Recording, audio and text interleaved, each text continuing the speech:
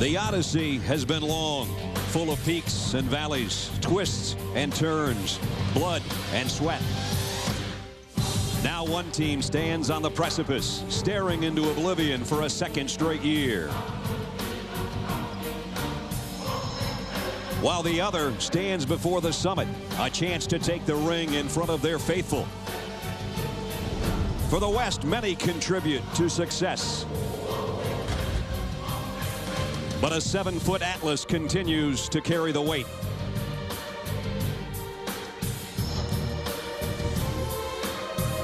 While another giant looks to culminate 14 years of a colossal effort with a triumph for the ages.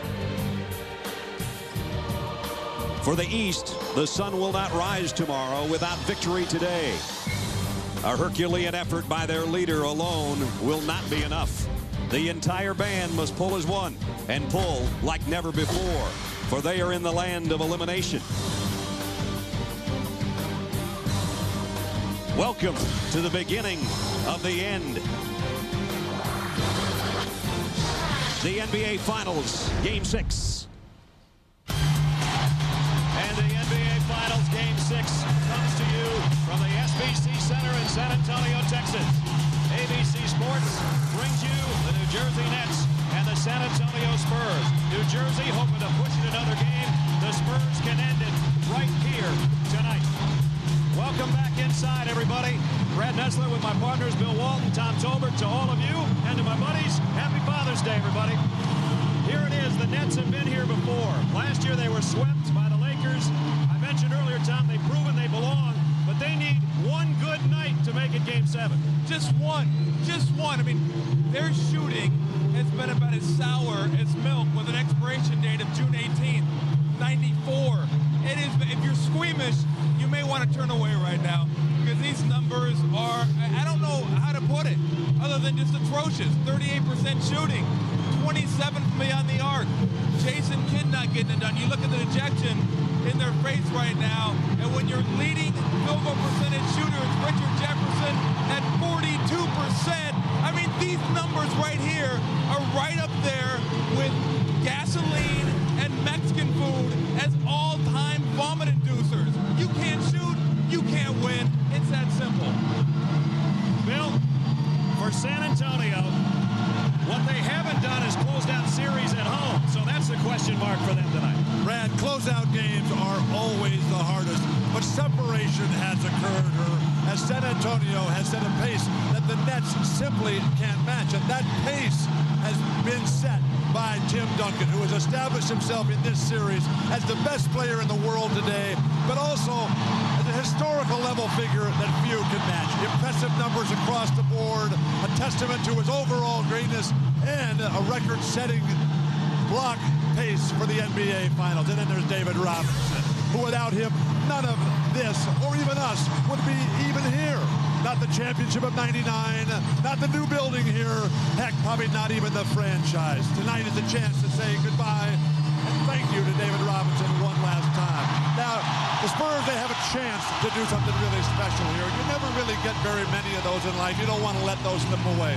Tonight is about closure, about Tim Duncan simply being the best, but it's also about David Robinson riding the last wave of the day. We have come to the end of the line. Blow it out, big men, blow it out. The celebration has begun. They're already starting in here. It's already begun, but they got some work to do, and that work involves the Nets and the Spurs. Game 6. Nets are not dead yet, and they let everybody know that. Can they hang tonight, or can the Spurs finish it? We'll find out in a moment.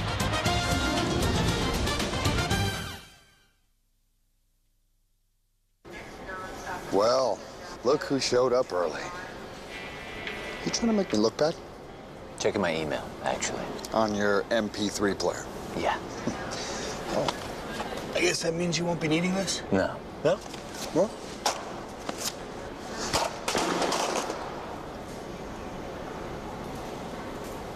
That's my laptop.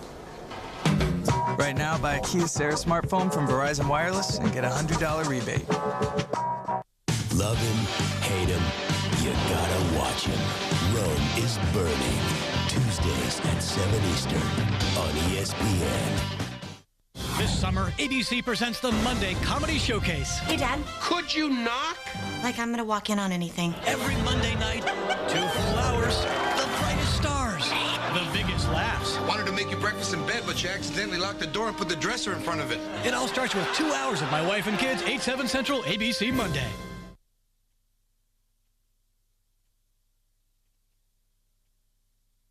There's a lot of summer between sunrise and sunset. Enjoy every minute and every mile with Chevrolet. Now get 0% APR financing for 60 months on every 2003 Chevy Trailblazer, Tahoe, Suburban, and Avalanche. Or get $3,000 cash back, $4,000 cash on Avalanche. See your local Chevy dealer today. Toyota presents the first annual Kirklee Celebrity All-Star Basketball Game. No matter what the sport or form of entertainment, see scheduled All-Star celebrities like Master P and Lil Romeo, Juan Dixon, Hashim Rahman, Moochie Norris, Sam Cassell, Steve Francis, Nick Van Exel, and other fan favorites. It all happens Saturday, June 21st at Towson University's Towson Center, with the pregame tipping off at 4. For tickets, head to any Baltimore metro area downtown locker room and We Are One locations, or call 443-463-4675. It took 100 years to get to this event. Ford's 100-hour savings event. Get 0% financing for 5 full years. 0% saves you up to $9,700 in finance charges. Or choose up to $4,500 cash back. Plus, active or retired military personnel get an additional $750 towards the purchase or lease of most Ford vehicles. That's up to $5,250 cash back. You can't afford to miss Ford's 100-hour savings event. But hurry, time is running out. Call Katz for a car or homeowner's insurance rate comparison. Set for the Nets and the Spurs in Game 6 as we check our Bud Light starting lineups. Let's go to our PA announcer, Stan Kelly. And good evening, everyone. Welcome back to San Antonio in the beautiful SBC Center for tonight's Game 6 of the NBA Finals between the Eastern Conference champions, New Jersey Nets, and your Western Conference champions, San Antonio Spurs. Here is the starting lineup for New Jersey. At one forward, 6'9", from Cincinnati, number 6, Kenyon Martin. The other forward, 6'7", from Arizona, number 24, Richard Jefferson. Starting at one guard, 6'4", for the University of California, number 5, Jason Kidd. And the other guard, 6'5", from Villanova, number 30, Kerry Kittles. And at center for New Jersey, 7 foot, from Stanford, number 35, Jason Collins. The head coach for New Jersey, Byron Scott.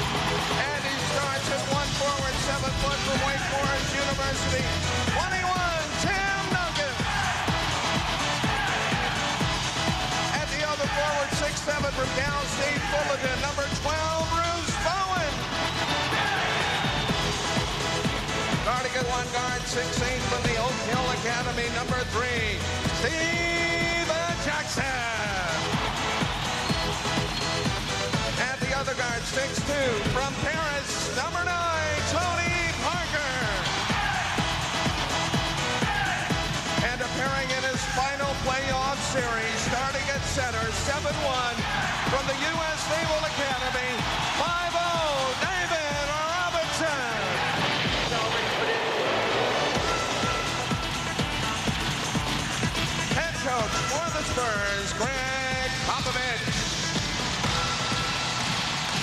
To say this crowd is supercharged would be the understatement of the year.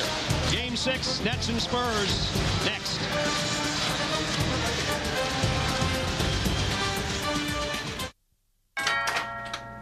Can Jimmy play? Oh, yeah. Jimmy?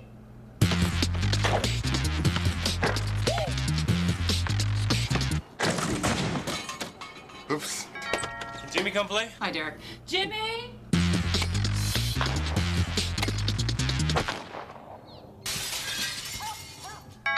Can Jimmy play? Jimmy?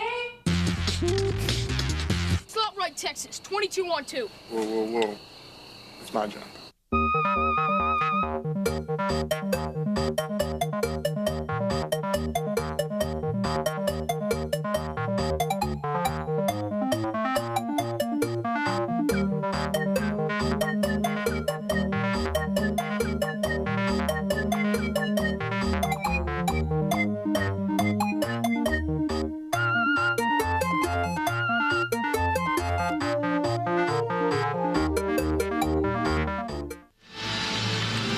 Back in San Antonio, let's check in with the rest of our starting five as we go to Stuart Scott. Brad, the Nets are exactly where they were a year ago, on the verge of being eliminated, and it is a feeling they have not forgotten. Kerry Kittles told me losing the title last year left a bad taste in his mouth. I said, well, what did it taste like? He thought about it and said, bad gumbo, made worse by the fact that we lost it on my birthday, June 12th. Now, I don't know if it was gumbo that made Kenyon Martin sick in games 4 and 5, but he said his head is clear, and his mode is the same as it was last year against the Lakers. Attack, attack, attack, attack. 35 points, 11 boards last year when they lost. For report the Spurs, let's go to Michelle Tafoya.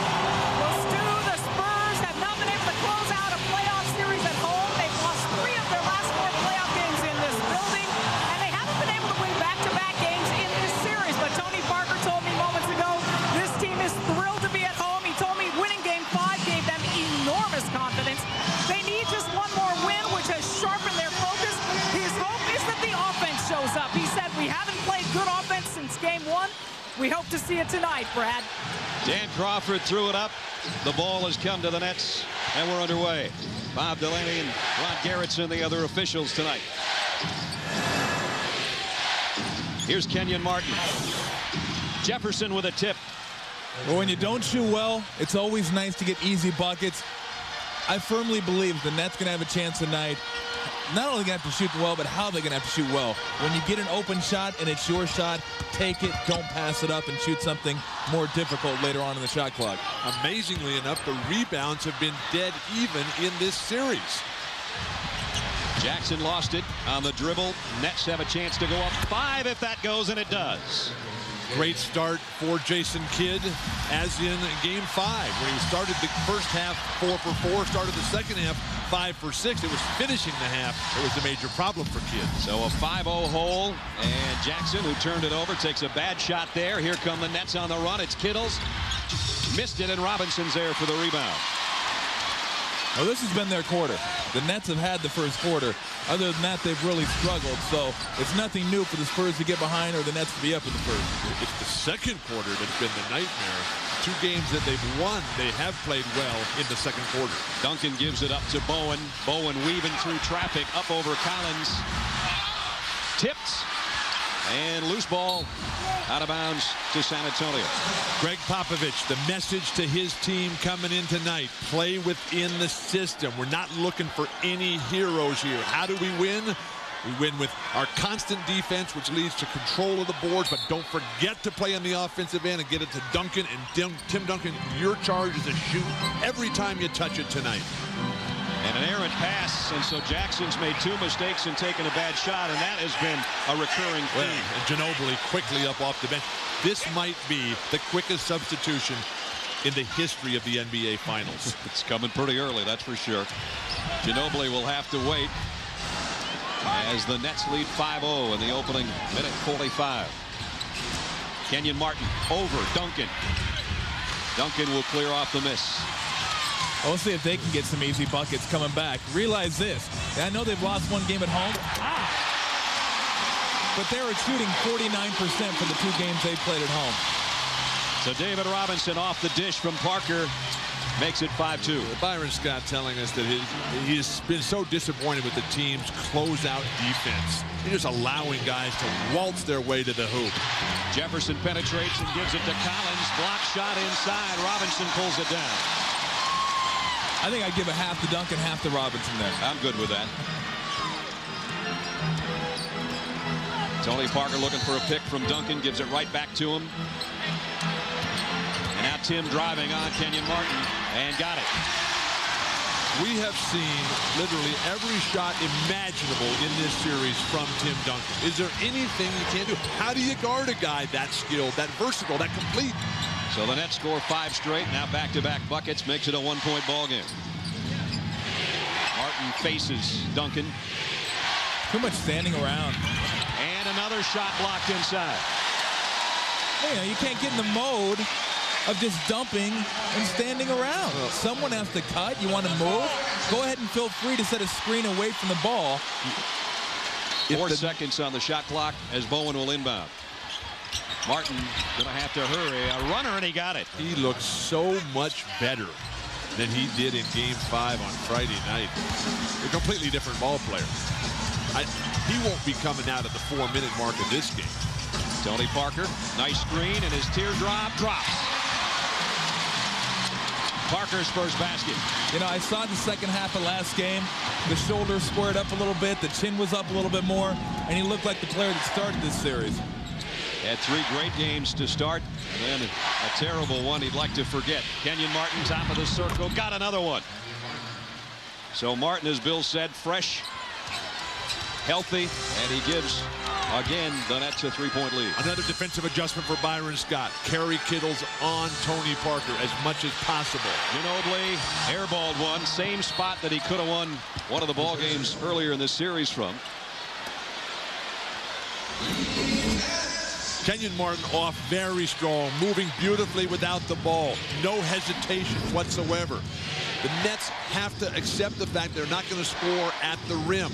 They've got to pull up and make those mid-range jumpers, not the strong part of their game. Martin's already got as many points as he had in the whole ball game last time around. Jason Kidd outside, and he airballs a 3 to Duncan, who's waiting on the weak side for it. Love the way Duncan drives it out himself. Shoot the ball, Tim. I think he would love to play point guard for one game. So I'm out here shooting 3s before the game. All big guys want to be little guys every once in a while. Robinson, big sweeping hook.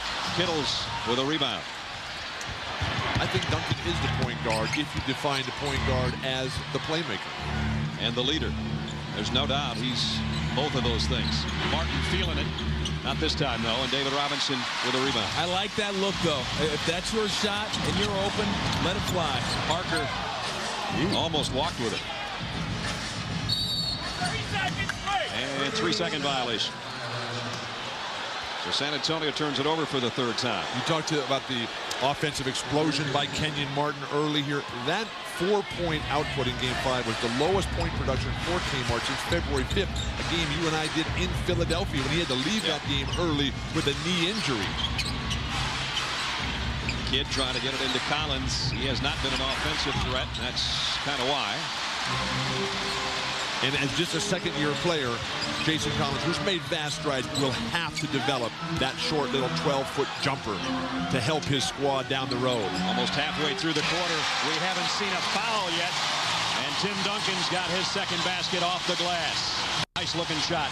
These games, the experience of the NBA Finals, besides teaching you how hard it is to win the title, how rough and fast these finals games go.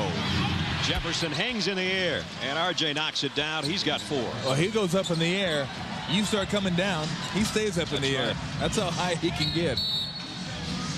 And we've got a timeout taken by Greg Popovich with 6 minutes and 10 seconds remaining in the first quarter. Good start for the Nets. Spurs bounce back. And Richard Jefferson on the last basket gives the Nets a 3-point lead with 6:10 remaining first quarter.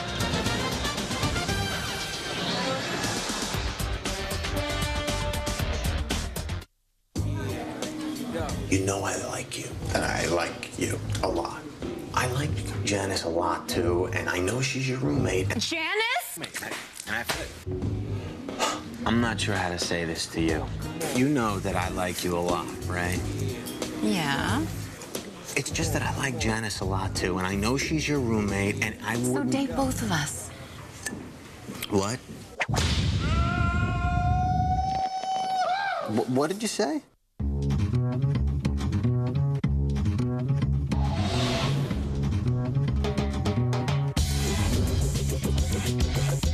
The world is full of individuals with their own personalities, their own quirks, their own fingerprints. They cannot be put in a box. Why should they drive one?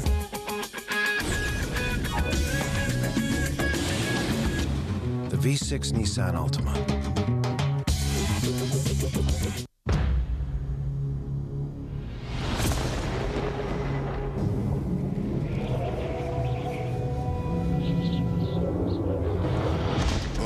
Is simply astonishing, unimaginable.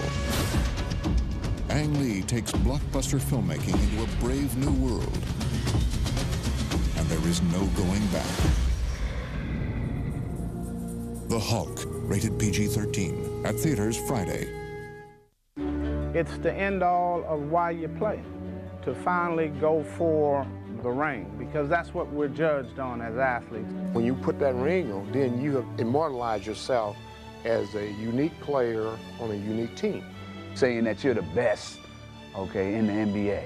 And that's what it stands for. You're the best in the NBA. The NBA Finals, Game 7, Nets versus Spurs. Coverage begins Wednesday at 8 p.m. on ABC. A dirty little secret is uncovered. It's insulting to women. No, it says they're right on the cover, a celebration of women. 8 simple rules, ABC Tuesday. The NBA Finals on ABC, brought to you by Nissan and your Nissan dealer. Hulk, this summer, experience the incredible. And Budweiser, the best things in life are the things that are true. Budweiser.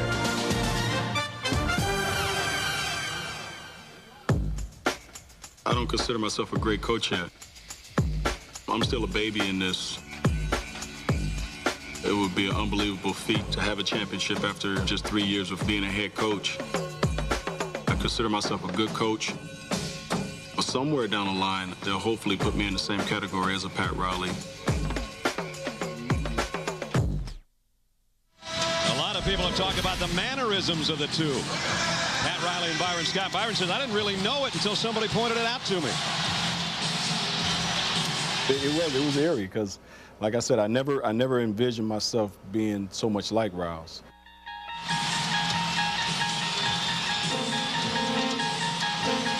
When you learn from the master teachers, like a Pat Riley. In the early days, Byron Scott couldn't stand him. Was part of the revolt that drove Pat Riley from Los Angeles in the late 80s. Now, as a mature adult and trying to become the 11th person in the history of the NBA to win a championship both as a player and a head coach, Byron Scott has become Pat Riley, the ultimate testament. You saw in those mannerisms, one guy had the right hand on the chin, one had the left. Keep in mind, one guy was left-handed. Here's a rebound by Kittles, and the outlet to Jason Kidd. Well, you look at what's happened so far in this game and why the Nets have been able to take a lead. Go back to game 2, the game that they won here. They had 15 more shots than the Spurs and forced the Spurs into 21 turnovers. Right now, 4 more shots and the Spurs 3 TOs. And Collins inside. Jason scoring for the first time and makes it a 5-point ball game again. This is the highest level of basketball that we've attained in the series to date. It has taken to game 6 to come anywhere close to this level. Are they just getting warmed up? Here's Parker. Why did they wait so long? Bowen gave up a 3. Got his man in the air and missed the shot in close. Well, they're doing a great job of closing out on him. Make him bounce it and try to score up the dribble. Not as effective. He's trying to get back to get on Kittles, and Kittles feeds Collins again. They're finally realizing, New Jersey, that the big men are coming every time. The lead swells to 7 at the 5-minute mark, first quarter. 6-0 run now by the Nets. Offensive foul away from the ball. David Robinson trying to set a screen. The penetration is just killing the San Antonio Spurs here. David Robinson, first foul of the game as we check in with Stuart Scott. Stu. Well, Brad, you know Jason Collins has to have a nickname. It's the right of all young players. It couldn't be little Jason. Jason Kidd's on his team, so they simply call him Twin. You know, his twin brother Jerron played with him in college. It's that simple. Twin does this, Twin does that. They never call him Jason Collins. It's always Twin, Brad. They probably call Jaron the same thing in Utah. Kidd missed the shot. Malik Rose, who just checked in, has got his first rebound. I want to know which one's Schwarzenegger, which one's DeVito. Jaron and his parents, Paul and Portia, have been at all the games of this NBA Finals. And now we got another foul. This one's going to be on Terry Kittles.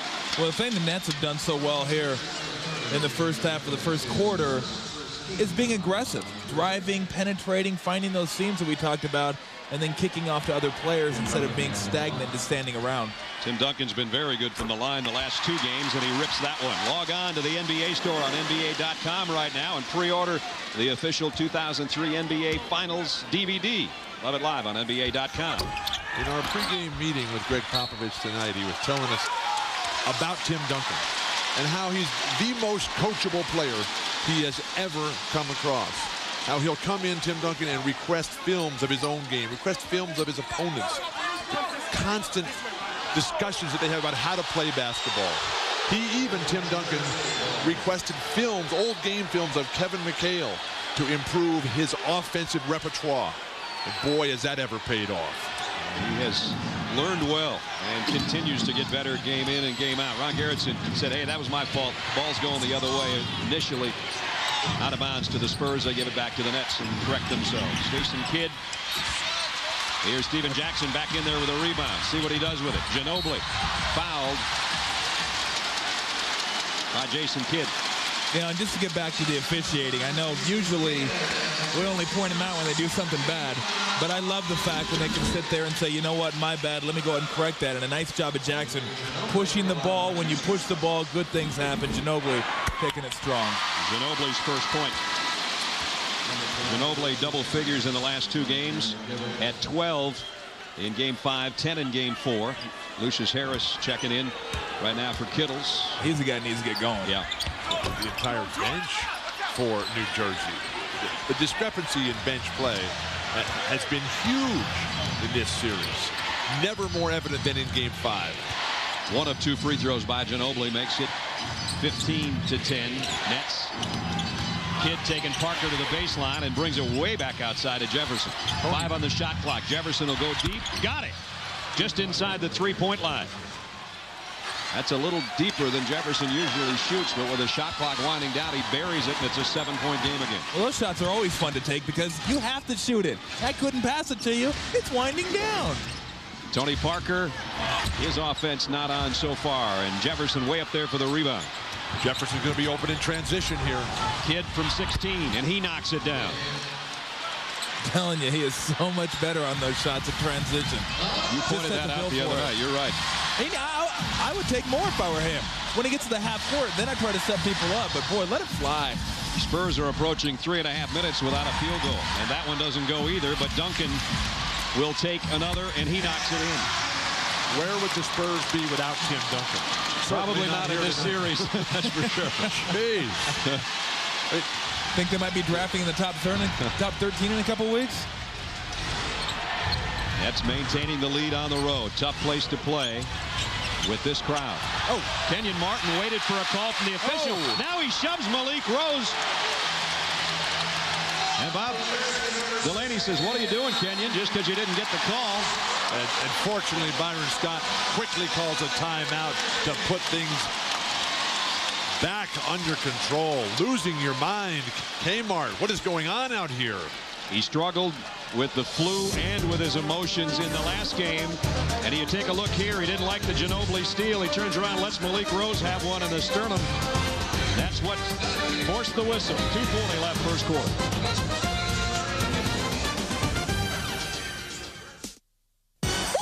MVP move! MVP? Oh, come on, player. The real MVP just slammed it home. Now, Verizon Wireless lets you help choose the NBA Finals 2003 MVP. Just text MVP to the number 622 to participate. Then, during a deciding game of the finals, you'll be sent a ballot. Vote for your favorite player. Because every night you vote, you're entered in our sweepstakes for a chance to win a high-definition TV and wireless phone. So text MVP to the number 622 now to get started.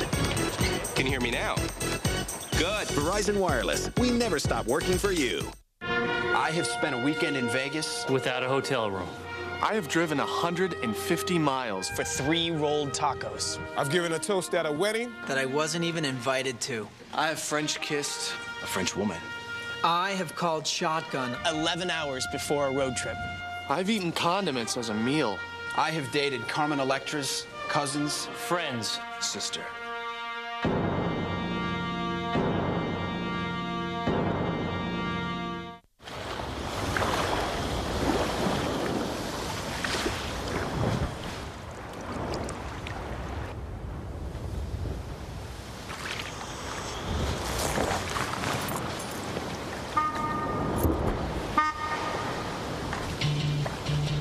A million uses and counting. The 210 horsepower supercharged Nissan Xterra.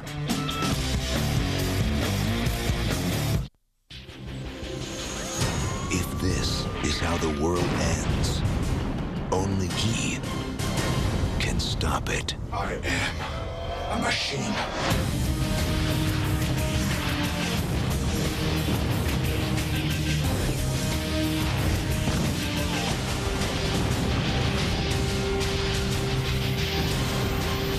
Terminator 3, Rise of the Machines. Rated R. Starts Wednesday, July 2nd. ABC presents Faith Ford and Kelly Ripa. Like you've never seen them before. Do it! Hope and Faith, Fridays this fall.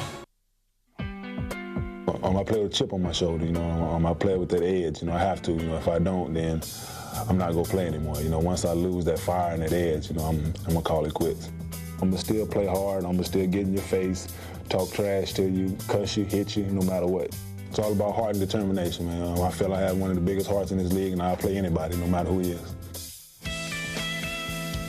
Having the edge is fine for Kenyon Martin as we take a look at first Rose battling him in the low block, and Rose gets away with a push in the back. Martin turns around, was looking for a call from the official, had the ball swiped by Ginobili, and then when he turned around, the chip on the shoulder was Malik Rose's as he shoved him going down court.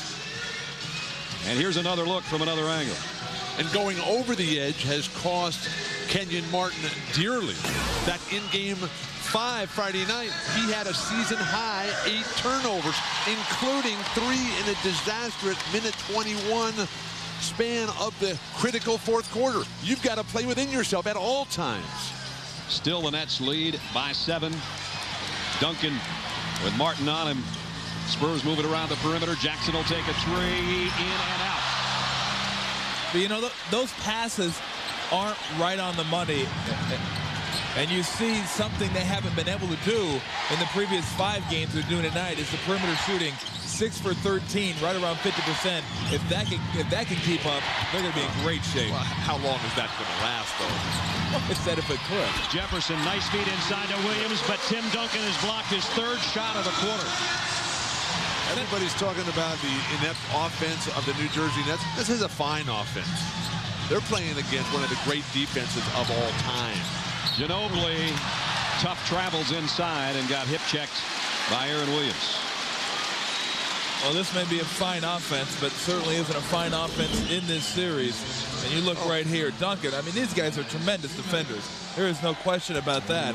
But Ginobili right here hitting the seam and just taking one on the hip and getting himself to the free throw line. But with Ginobili, 2 out of 3 from the stripe as we check in with Michelle Tafoya. Brad, during the last huddle, Greg Popovich reminding his team how well they close out periods. He wanted them to use these last couple of minutes to do that, but he reminded them to slow down on offense, play with some calmness, make some stops, rebound, and he even said, don't forget to have fun, Brad. They'd like to get 20 points in a first quarter.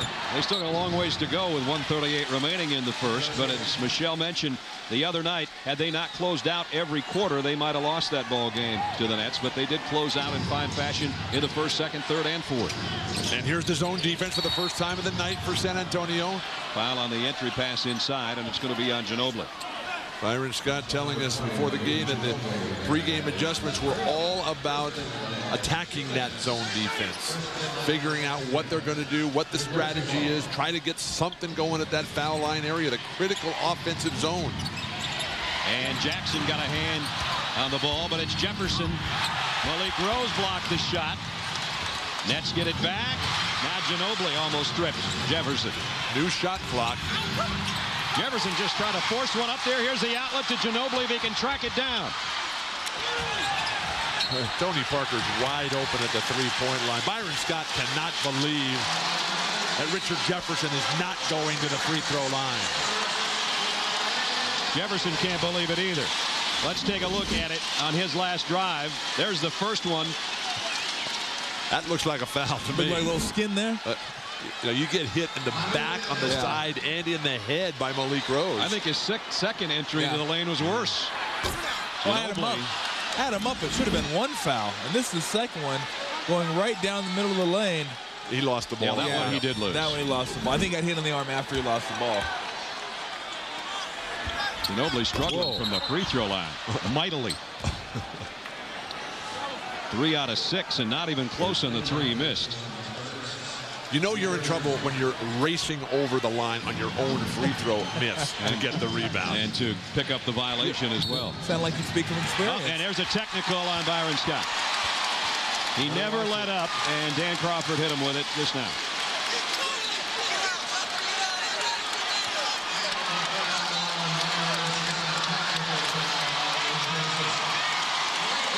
So Malik Rose will step up to shoot the technical. Byron Scott's in a different position than Greg Popovich is. Greg Popovich and Jerry Sloan of the Utah Jazz always lead the NBA in technical fouls per season because his players don't argue back. Byron Scott, he's got players that will argue, that will get technicals.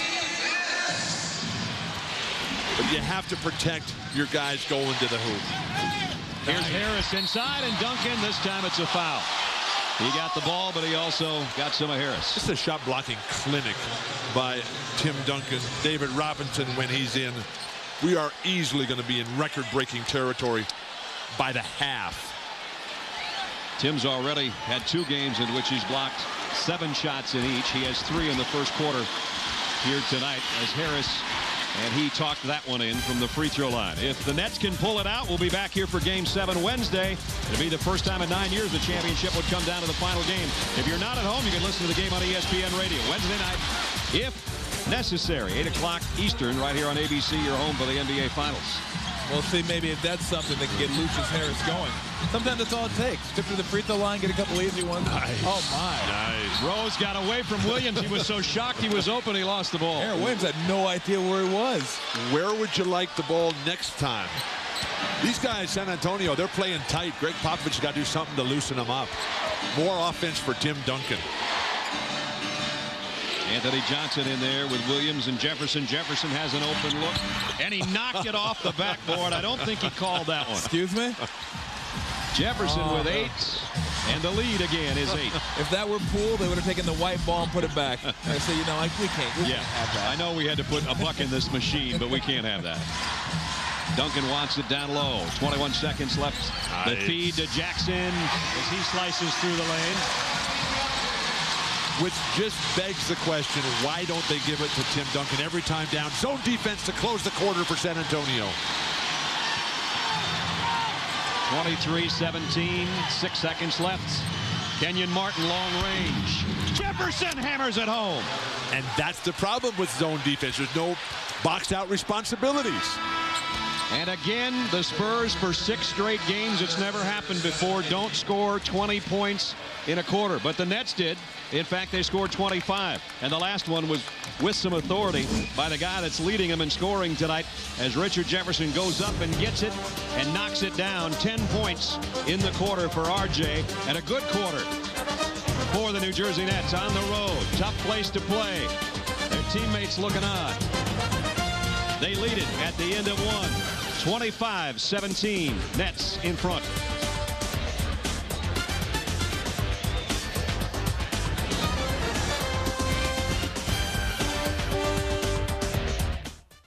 An ancient curse has been unleashed. You don't know what this is, do you? Now, Jack Sparrow. That's got to be the best part I've ever seen. And Will Turner. We have to hunt him down. You are a blacksmith. Must find a way to stop it. It's begun.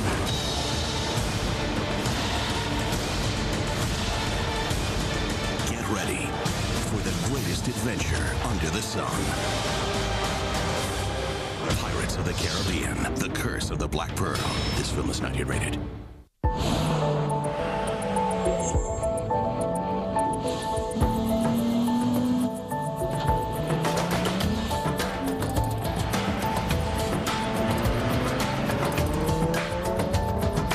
Introducing the all-wheel drive Infiniti FX, the SUV with the heart of a sports car. The new Infiniti FX. Yeah, it'll be good to see everyone. But let's stay someplace cool this year. Mom and Dad need to live a little modern.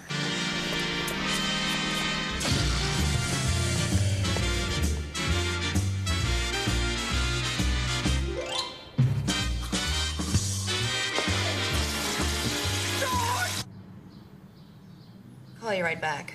Lots of photos and everything else you need to choose the hotel that's right for you. Expedia.com. And now it's all Holyfield. Ooh, You know, for $1 million, I would totally go around with Holyfield. What? What? How bad could it be?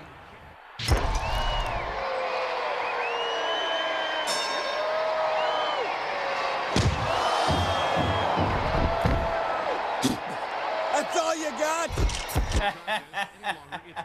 Tell it over a great-tasting, less filling Miller Lite. It's Miller time. Look at this.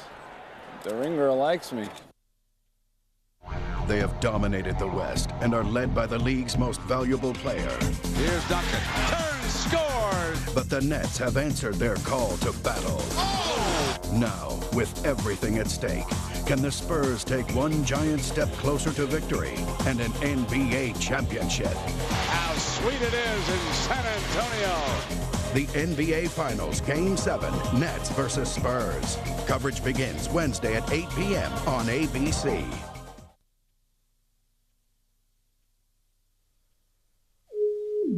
I hope that I give the team confidence. Jason Kidd, point guard, New Jersey Nets. As much as I rely on my teammates to help me be successful, I want to help them.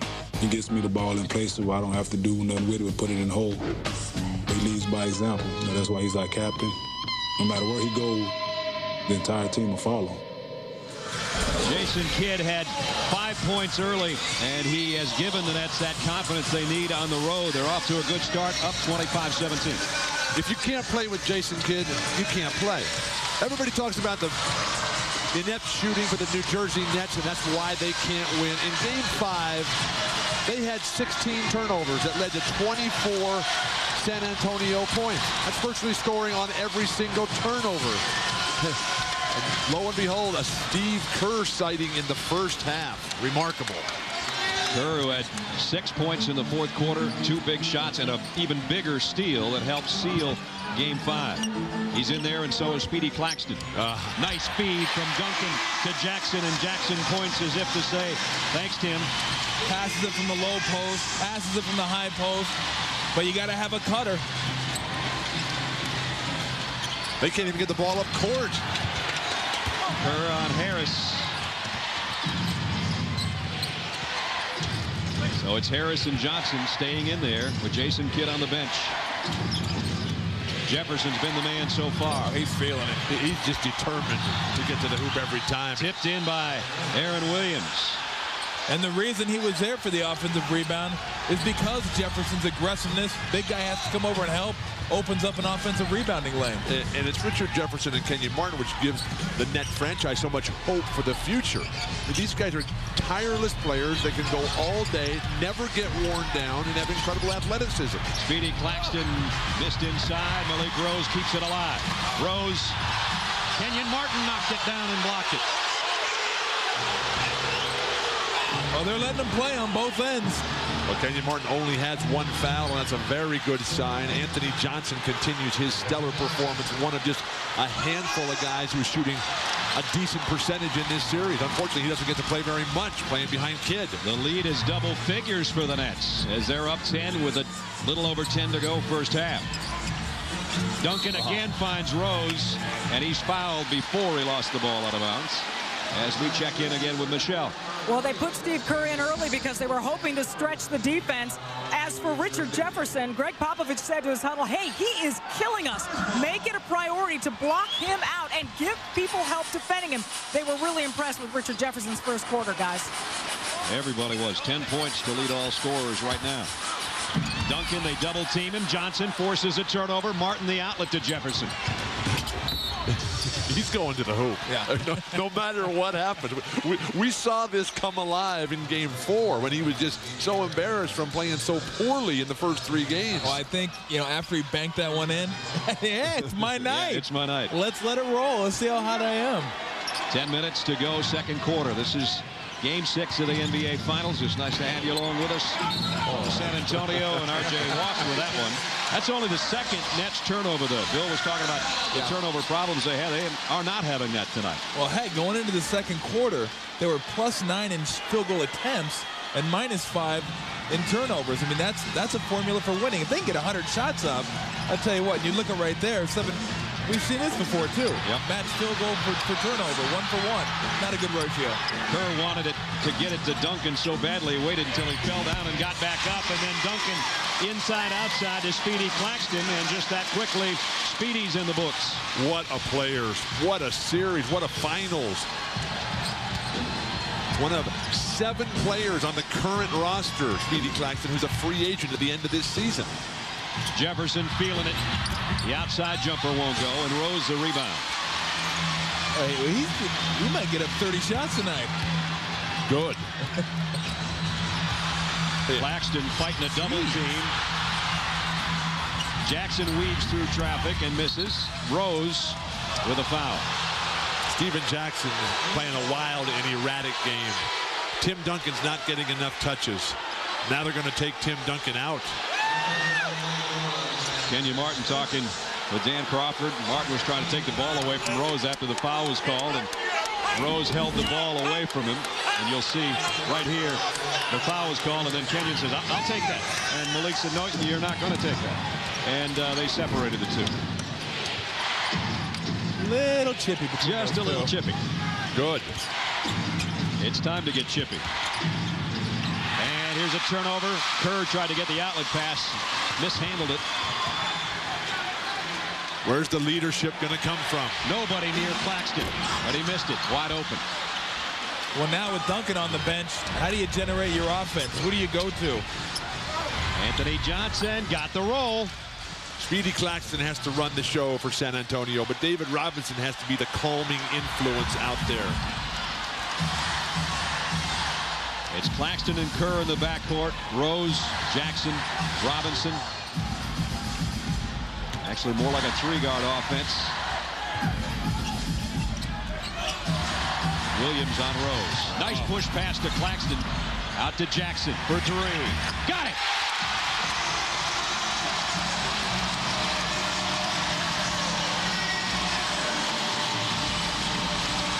Cuts a 10-point lead to 7 just like that.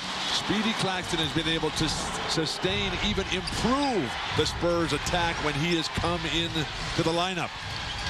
Martin just turns and deals on Rose, but he missed it, and Rose has another rebound, his 4th. Find a guard here, Steven Jackson.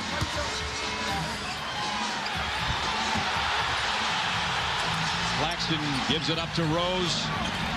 He goes down the lane, and no foul. The fans here, a little chippy. Greg Popovich still looking for a foul call. Still didn't get it. His team trails 31-24 on ABC Sports, your home of the NBA Finals. When I totally lose control, I like it. This summer, the big men come out to play. Experience the incredible.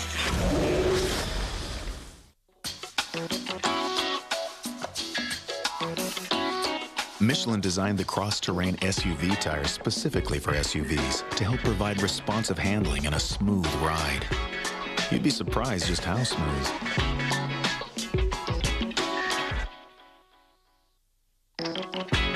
Michelin, because so much is riding on your tires. Want to help Special Olympics? Want a Michelin Man bobblehead? Go to MichelinMan.com to find out how.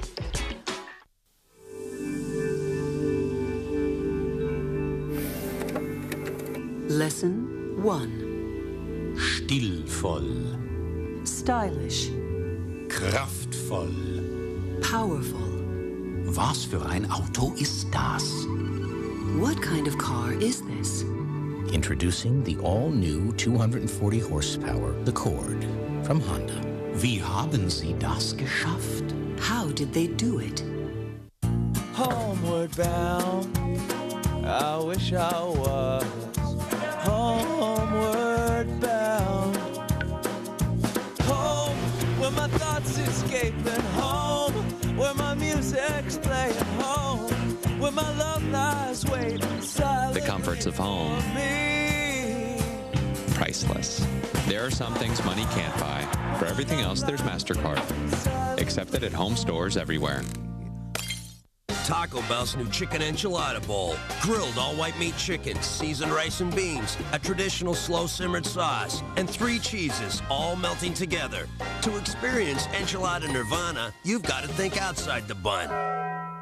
Drew Carey's back, and he's back-to-back every Wednesday. But I still feel like I got needles sticking in my arm. That's weird, because I've been sticking them in your crotch. All new, starting June 25th on ABC.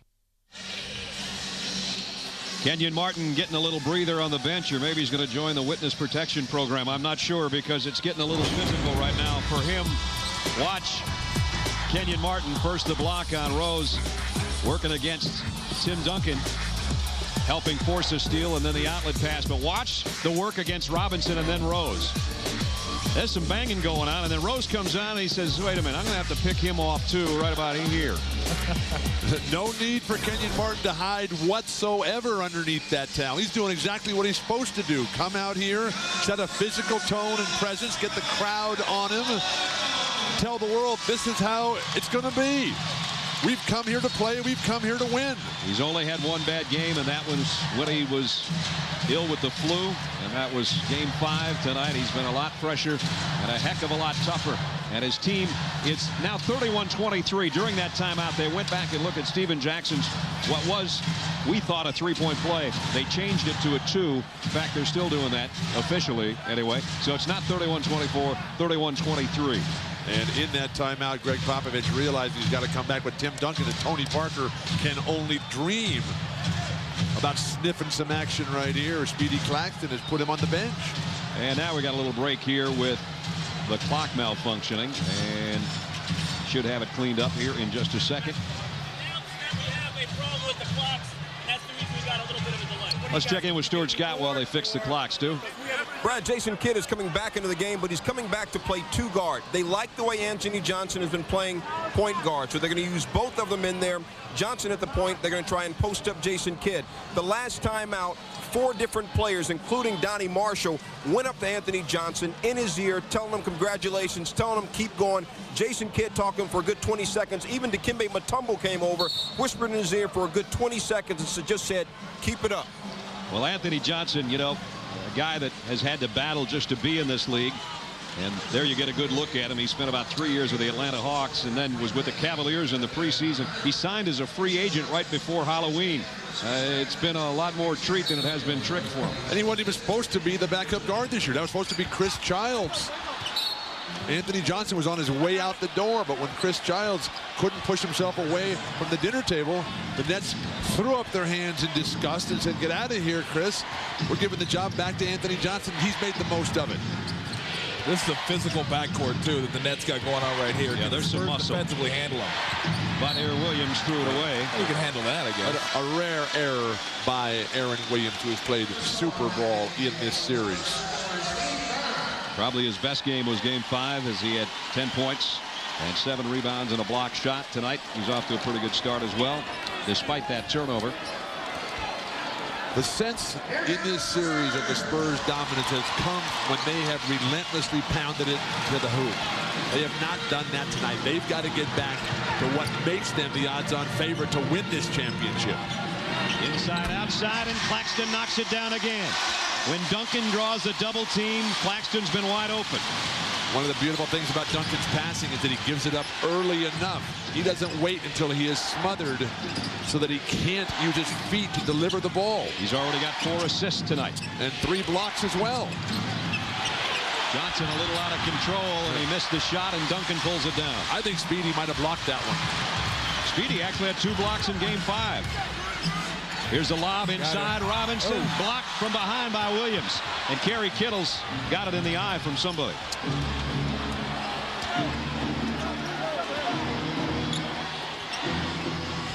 Jason Kidd waits for Bowen to go in the air and gives it down to Williams.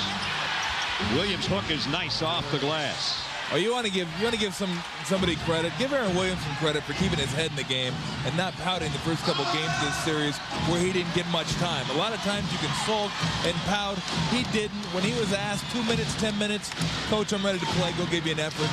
And now he's finding himself getting big minutes once again. We're under finals. What do you think about pouting about? And here's a turnover by the Spurs, but Bowen steals it right back. Jackson, and he gives it back to Williams. Back-to-back-to-back turnovers. What a pass. That was stereo, wasn't it? Stepping out of bounds. And another back. What vision. What a mind by Jason Kidd. Turnover. A lot of it's defense. There's the block by Williams. 33-25. Nets still in command.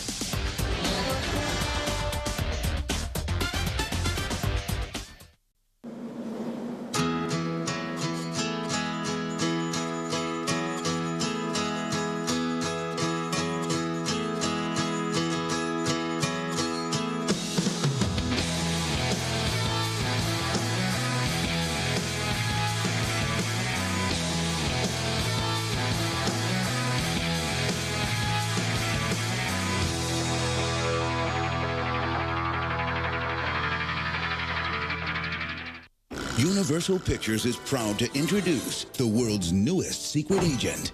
Johnny English.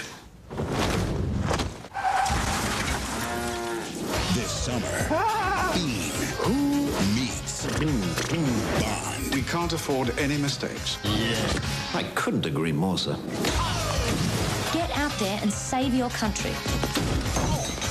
Rowan Atkinson is Johnny English, rated PG, at theaters Friday, July 18th. Trust me, Old Man Morgan's parties are epic. Yeah, if we ever find it. Duck. What? It's a duck!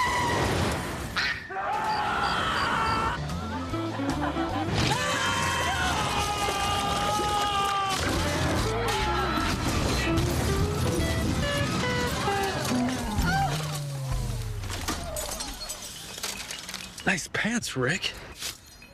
The one and only Docker Stain Defender.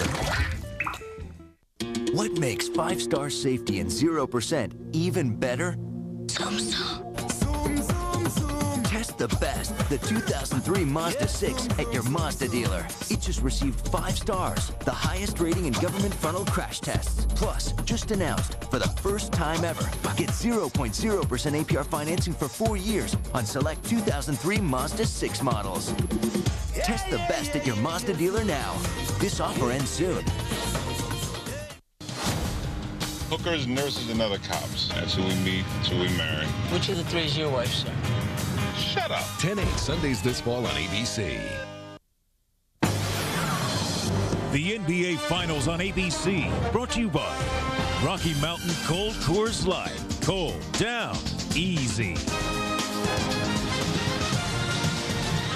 Back in San Antonio, where the Nets lead 33-25. Part of the reason they do is the play of Aaron Williams off the bench tonight. Has 4 points in this quarter, but it's what he's done on both ends of the floor tonight. Pulling down rebounds, tipping in shots, blocking shots as well as he did on David Robinson there. And he's had a heck of a ball game and a heck of a series. And the story goes about Aaron Williams, the quietest guy without a doubt on the Nets team. When he arrives at training camp, he says hello. When the season's over, he says goodbye. He doesn't say too much in between. He played at Xavier. Skip Prosser was his coach. Skip is here tonight. And Aaron Williams having a good ball game and a good Father's Day. Dikembe Mutombo, his time cut down because Williams is playing so well right Pretty good line of power forwards, too, at Xavier. You look at guys like Brian Grant, Tyrone Hill, Derek Strong, David West will be a first-round draft pick this year, and Aaron Williams, some pretty good power players coming out of Xavier. Not forget that Aaron Williams' grandmother suffered a life-threatening stroke in the Detroit series in the Eastern Conference Finals. He had to miss some time. Tim Duncan, chance for a three-point play. And speaking of quiet, that's about as much emotions you're going to see out of Tim Duncan. He knows his time is now to get his team in this ball game. Watch the reaction. That's about as much as you're going to see out of TD. That's the first shot he's taken this quarter, and he hammered it home, and he's got a chance to cut it to a 5-point ball game. But on the hot seat with Stuart Scott in the pregame show, Tim Duncan was saying, that's not who I am, and I can only be who I am. I can't try to be what everybody else wants me to be. Zone defense one last time for San Antonio. They've done a good job attacking this, not staying on the perimeter, being aggressive. Zone defense again, and just like Kenyon Martin got it inside. Block shot by Duncan. But Collins is there. Duncan with his 4th block shot. The NBA Finals record for one game is 8. Duncan halfway there, and we still got 5 minutes to go in the second quarter. Who holds that record of 8? Ewing, Olajuwon, and Shaq. Good company. And you. And Bill Walton.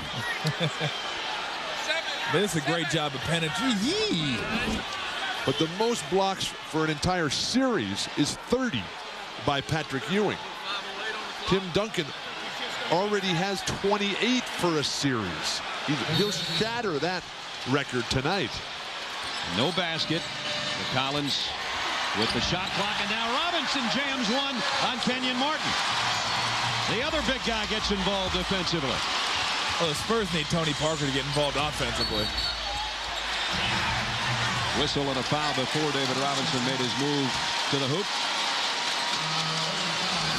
So Robinson, this is block number 311 in his playoff career.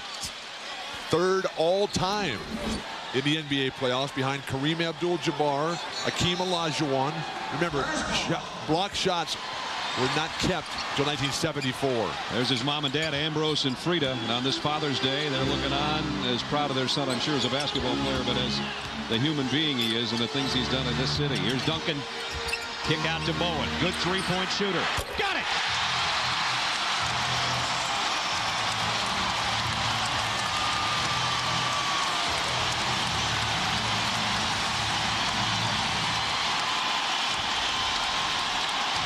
Bowen just got the crowd's attention.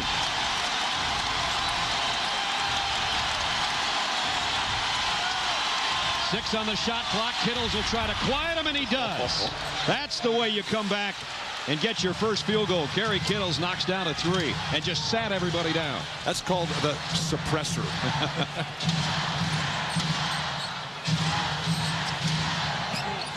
Maybe Kittles can teach me that. Being suppressed? I doubt it. Here's Duncan, stripped by Kenyon Martin. Numbers. Kidd, the dish to Kittles, and Jackson fouls him. Quick hands by Kenyon Martin. Early on in this series, those were all being called fouls. Well, that's the thing. That's the thing that makes Jason Kidd so special in the open court. And you're talking about defense.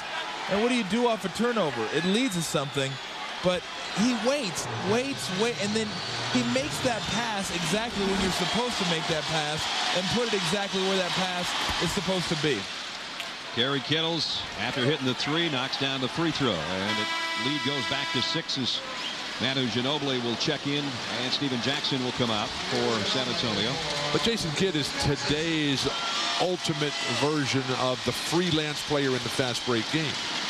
And while the game is slowed down, while the game has become so much more structured in half court, you just really don't see that much anymore, which makes Tim Duncan's statistical accomplishments all the more impressive. With the lower scores, the fewer opportunities, to see him climb the ladder historically in the NBA Finals, absolutely remarkable. Robinson on a drive, reverse layup. David Robinson. All right. He can still do some things, can't he? Go right, finish with the left. Jefferson trying to fight off Bowen. Kenyon Martin over Duncan. The rebound is Duncan. Again, tips it to himself. The outlet to Parker. Things are changing. Oh, Jefferson's had a tremendous first half. Not only scoring, but just being aggressive and being all over the place. No movement away from the ball for the Spurs. Duncan cross-courts it. Bowen gave up the three and worked for that jumper and missed it. Duncan kept it alive. Almost. Bowen goes up and over the radio crew on the far side. That's not something you want to do at home. 2 minutes, 51 seconds left first half. The Admiral playing possibly his last game. Reverse layup, 38-32. Nets still hanging on to the lead.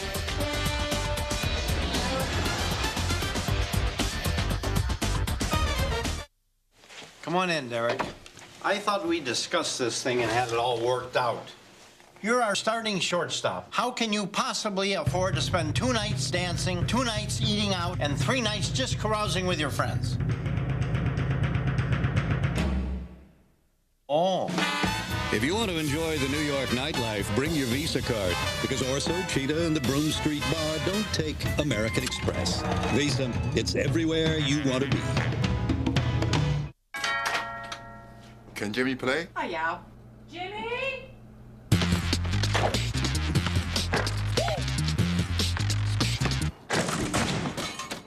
Oops. Can Jimmy come play? Hi, Derek. Jimmy?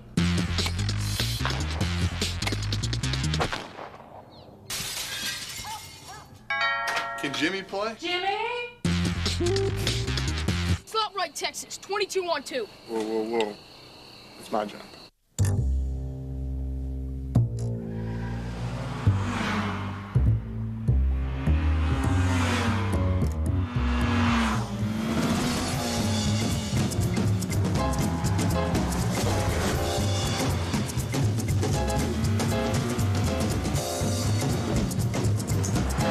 Introducing a new level of performance from Acura.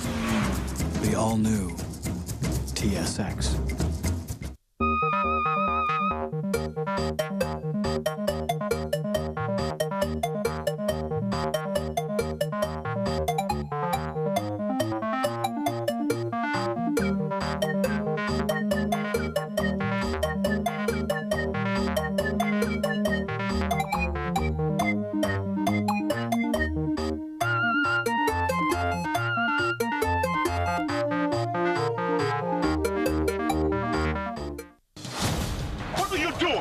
Leaving the unit just like you did. You had a pizza delivered to the car?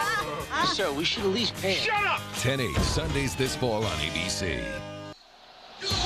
Back here with you at the SBC Center, Mike Tirico, Sean Elliott, 38-32. It is a 6-point New Jersey lead. We have the Verizon Wireless halftime report coming up. Joel Siegel is going to join us from Good Morning America. We're going to look at some of the summer blockbuster movies, but we may have a Game 7 movie if the Spurs aren't careful. Nets are playing as well as they've played all series, Sean. They really have. Right now, they're outscoring the Spurs in the paint 20-16, and that's not a surprise because they're mixing it up. Not only have they hit shots from the perimeter, but they're getting fast break buckets, and they're getting stuff off their secondary break. I'm glad you're here, but I'm looking forward to Joel Siegel. No offense, but we'll see you at halftime for Verizon Wireless halftime report. Back down to Brad, Bill, and Tom. Guys. All right, fellas, that's with 2:51 remaining in the second quarter as we check our Miller Lite storyline in this one here in San Antonio.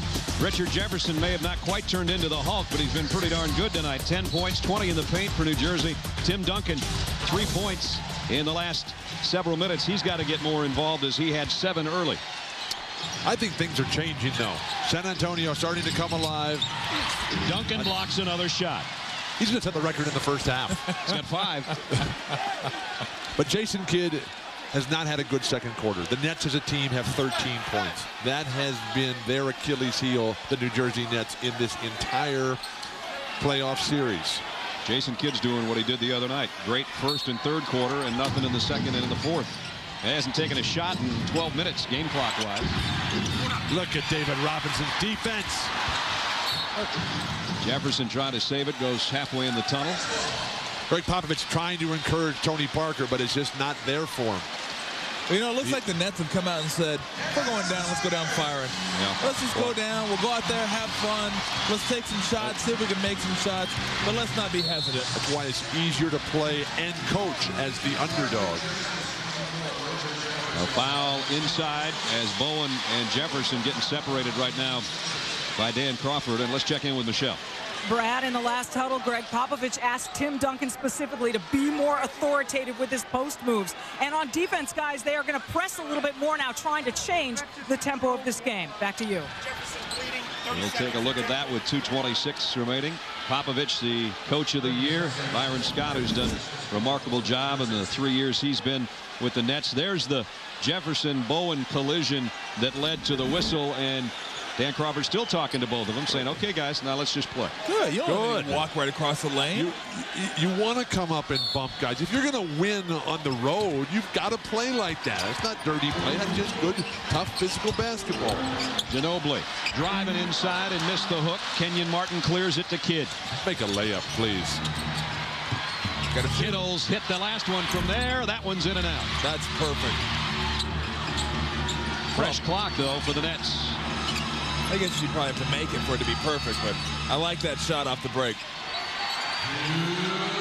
Under 2 minutes now in the second quarter. Nice double team Robinson. Kidd, he'll take a three. Duncan made a pass at him, or he might have hit it, and now it's Tony Parker. The rebound. Duncan's in front. He didn't see him in time. Now he got it to him off the glass.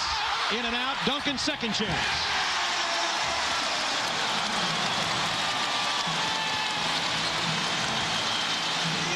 The Nets squandering golden opportunities. 38-34. Final 90 seconds of the second quarter. Bowen and Jefferson are just having a nice little battle down there. Kenyon Martin collides in an offensive foul against David Robinson. So Kenyon Martin driving inside. Robinson held his ground, and that's 2 on Kenyon. Oh, and he gets the ball on that right wing. He loves that one bounce left and tries to get to the middle, and Robinson beat him to the spot. And Byron Scott is quickly getting Kenyon Martin out of there so he doesn't pick up his third foul before the half. So Williams comes in for Martin. Spurs down 4, a chance to cut further into the Nets lead that at one point was 10. Nice pass. Robinson from Duncan. They play so well together on both ends. The interchange, the high-low, they come in the defensive end. One guy swipes low and blocks the shot. Second time they've cut the lead to a deuce. We're under a minute. Kidd missed the jumper. Ginobili the rebound. Chance for the Spurs to tie or lead.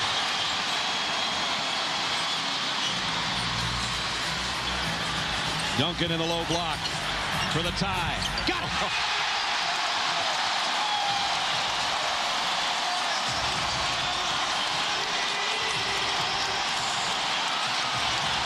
Tied for the first time tonight.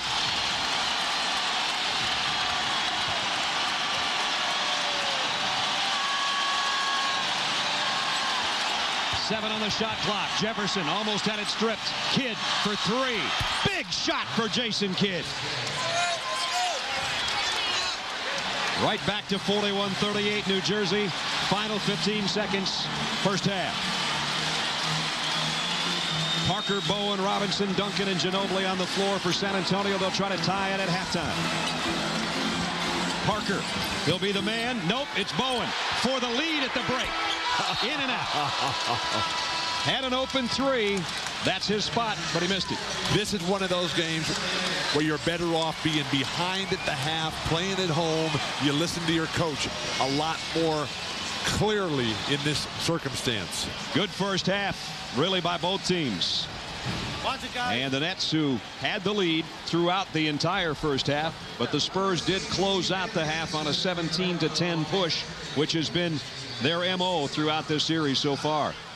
So at halftime, New Jersey Nets on the road, leading 41-38 over the San Antonio Spurs. This is Game 6 of the NBA Finals. We turn it over to our halftime pregame.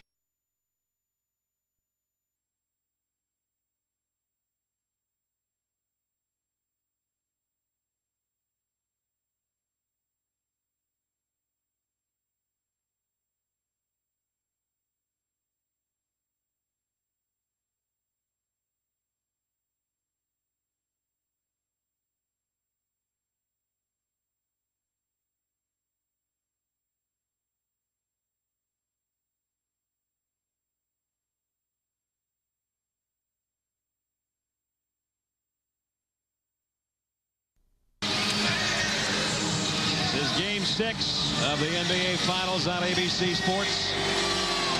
Halftime 41-38. Let's check in with Stuart Scott. Brad, on the X's and O's side, Byron Scott told his team, if we get a hand in their face on the jump shots and if we rebound, we'll be fine. On the emotional side, Richard Jefferson said it's all about being aggressive. Richard has a fat lip. One Nets official even told me, he said, quote, this ain't no game for punks, close quote. For reporter of the Spurs, let's go to Michelle Tafoya. Stu, Greg Popovich told me they turned it over too much, got in a bind in the first quarter. He said guys are trying to make great plays instead of doing things the simple way within the system. He said, but we picked up our aggressiveness on defense in the second quarter and got things under control. Not the possession he wanted right there, Brad. No doubt, a turnover and a Kerry Kittles layup on the other end. A great start for the Nets to open up the third quarter. And that's the 11th turnover of the night for San Antonio. They're playing far too tight. Parker, Bowen, Ginobili, Rose have got to come alive. The extra pass, Duncan to Robinson. And Tim Duncan is working on a quadruple double. Two things to look for in the second half. Can the Nets get more field goal attempts once again in the second half? And can they hold the turnovers to a minimum while forcing San Antonio into 10 more? Kittles, fadeaway jumper on the baseline. Rebound is Duncan. Boy, you got to be able to hit those. Those are ones when you have open 15-footers. You got to find a way to be able to put those down, and usually he does. Tony Parker's been a very quiet performer offensively tonight. Here's Duncan. The lead for Robinson again, and this time he's fouled by Collins. This is about pace. The numbers are starting to swing seriously toward the Spurs. The ball movement, which killed him on the first play, which led to the turnover where Kerry Kittles converted in transition. The ability to draw three defenders and just lay it off with the left hand. What big man in the history of the NBA could ever do something like that? And virtually a carbon copy play. Robinson delivering, feeding off the creator, Tim Duncan. Possibly playing his final game. If the Spurs win this game, it would be the end of David Robinson's brilliant career. He missed the second free throw, but he's had a good ball game. 9 points. When I asked Greg Popovich about the fact that Robinson was right at the very end of the line here, that he didn't have to tell him anything special. Robinson knows it all. But Popovich gets the sense that David Robinson has been counting down the days himself. And he gets the miss of Jefferson's. Well, that was just a wild shot, but he's one of the guys, Richard Jefferson, that got him off early with his aggressiveness. San Antonio's tied it once in the ball game. This for the lead. The rebound is Collins off the backside. Will it get loud in here if they ever do take the lead? I got a feeling it might. Here's Kenyon Martin facing Duncan. The hook, got it. Well, that he makes that look easy. That's a tough shot. He's doing it very quickly. But that's classic offensive theory. Fake one way, come back in the other, and get in the air and deliver. Jackson will try another. This one he knocks down. Jackson with 8. Putting up very good numbers, shooting a high percentage. Good decision making by and large. Would like to see him feed the post a little more. Kidd looking to feed the post to Jefferson. Comes out to Kittles, who's wide open for 3, and he hit it. Kerry Kittles, his second three-pointer of the night. Well, Bruce Bowen knew it, too. He slapped his hands together, and that's the one guy that you can't let get his feet set on the Nets, because he can swerve and hit those shots. Tony Parker out to Bowen for a triple. Duncan got him. Tried to get the rebound, but Kenyon Martin did. Jason Kidd on the break. And a collision, and he's fouled. And he'll go to the free throw line. Can't run underneath guys in a game of this magnitude. Jason Kidd comes up limping. Oh, it's Bowman sees him and great outlet pass right there. And yeah, he's in the circle, he's moving, he's sliding all over the place. That's a dangerous play, but give the credit to Kenyon Martin on that one. Jackson actually tried to catch him after the foul, and as Bill said, Kidd got up gingerly limping. And remember, he sprained that ankle in the Detroit series, and it's really never been 100% since. But why do you even have that thought cross your mind? You're going to run underneath somebody, flop down. Be a defender. Either get in the air and try to make a play or let him go. Jason Kidd got them both. The game is the Nets by 7. Isn't this game kind of similar to last game in reverse, where every time the Spurs go within 2, it goes back to 7 or 8? Kittles with a steal, and Tony Parker having a struggling night again, and we might see Speedy Claxton pretty quickly. And that's the decision of the night for Greg Popovich. As Parker, this is not his finest hour at all. You're basically giving up the ball to the longer, leaner Kerry Kittle so quick. And this defensive adjustment by Byron Scott has paid huge dividends. Parker not having a strong game. Kittles with 11 points now, and 6 quickly in this third quarter for Kerry. Parker 1 for 2 shooting. Does have a couple of assists. Kittle's got them both. 7-0 run for Byron Scott's Nets, and they lead 52-43 now. See if San Antonio can get something going offensively. You want to get it number 21's hands, and he has it right now. Right back to Jackson, and he stepped on the baseline. Duncan's passing. He's just watching the defenders all the time. He knows exactly what his offensive guys are going to do. 3 turnovers by the Spurs already in this third quarter. The whole team. You like the body language from the New Jersey Nets. You like the way when they're open, they're firing shots, and defensively, Kenyon Martin. Now that foul's okay. If you're going to pick up a foul, be it a foul where you're battling, and you're battling for position, not trying to poke balls away. That's the one you'll live with. And he's just right here. I'm not going to let you get this position, fronting, 3-quarter inside. And that's a foul. That's okay. That's a physical, tough foul. But he gives Duncan so many different looks, constantly bumping him and then stepping off. Now it's Collins on Duncan. Kidd trying to help out. Robinson keeps it alive. Robinson and Duncan, the only Spurs playing with a darn. Parker normally would have taken the shot from the outside. Instead, he tries to penetrate and misses. Oh, what hand. What a feed to Jefferson. Oh. And a chance for a 3-point play as he lays it in, and Ginobili got it.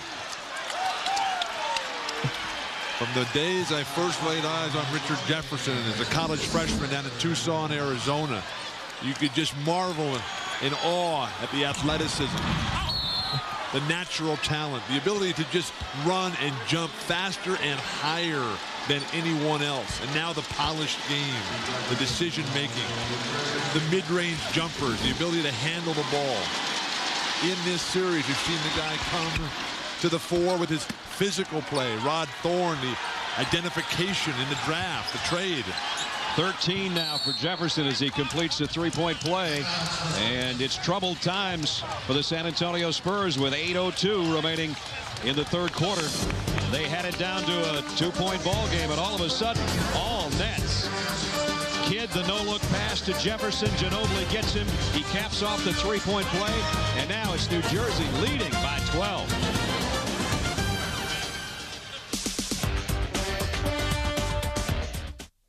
If you're heading out there, I'll give you a tip. It's wild and it's far, and you're in for a trip.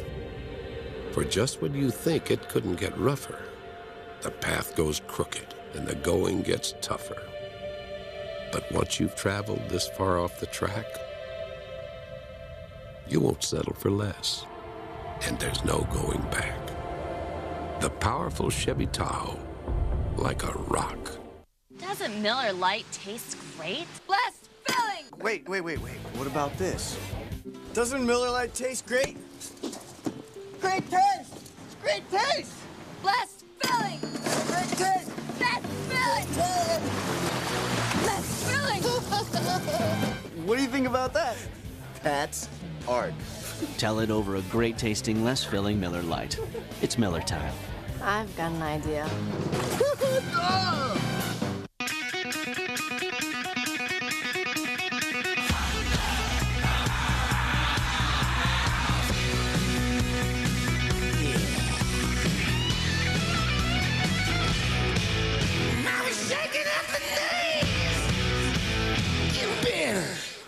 Hell yeah.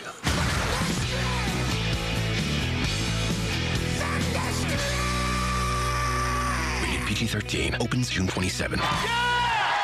Hey, Coach. Hey. How the kids? Good. Growing like weeds. Come on, guys. Stay together. I don't want to clean my room. What a mess. Just to learn to be a parent. And recite a silly rule. Are we there yet? Thank you. Guys, dinner. I'll never grow up, never grow up, never grow up. Not me. If they follow instructions, I gave her a reassuring kiss goodbye. will they find true love? I want more. Find out. The Dating Experiment premieres Wednesday, June 25th on ABC. The NBA Finals on ABC, brought to you by Chevy Trucks, the most dependable, longest-lasting trucks on the road. And Miller Lite. Tell it over a great-tasting, less-filling Miller Lite. It's Miller time. Brad Nessler, Bill Walton, Tom Tolbert back in San Antonio. 55-43. I was going to ask you guys, can the Nets hold this lead? They've extended the lead. They're looking pretty good. Brad, San Antonio is the shrine of last stands. They don't want the New Jersey Nets to be the shrine of lost causes here, because they have come out with such a determination and such a commitment to the team game with the pass that Jason Kidd does not even look at. Richard Jefferson, the incredible explosion of fast break points here. They have dominated previous opponents, Celtics and Pistons, on the fast break game. Not so with the Spurs, but tonight, a 9-0 run in this third quarter on the fast break has given a very comfortable lead to the Nets. And Tom, somebody's got to come to the forefront now for the Spurs as a scorer. Well, yeah, right now, Tony Parker, I think, has got to be a little more. That wasn't what you were going to say. No, that's a shot. A week ago, he rises up and he takes it. He comes off that and he rises up and takes it. And the turnovers, that was the story in Game 2 when the Nets won in San Antonio. 21 turnovers, and right now they're on pace for more than that. Not a recipe for winning. Kenyon Martin turns on the baseline. Robinson went up and helped Duncan get that rebound. Tony Parker is trying to become the second youngest player in NBA history, playing on a winning title squad. There's more about what we were talking about. Magic Johnson being the youngest ever. Your guy goes under the screen, you take that shot.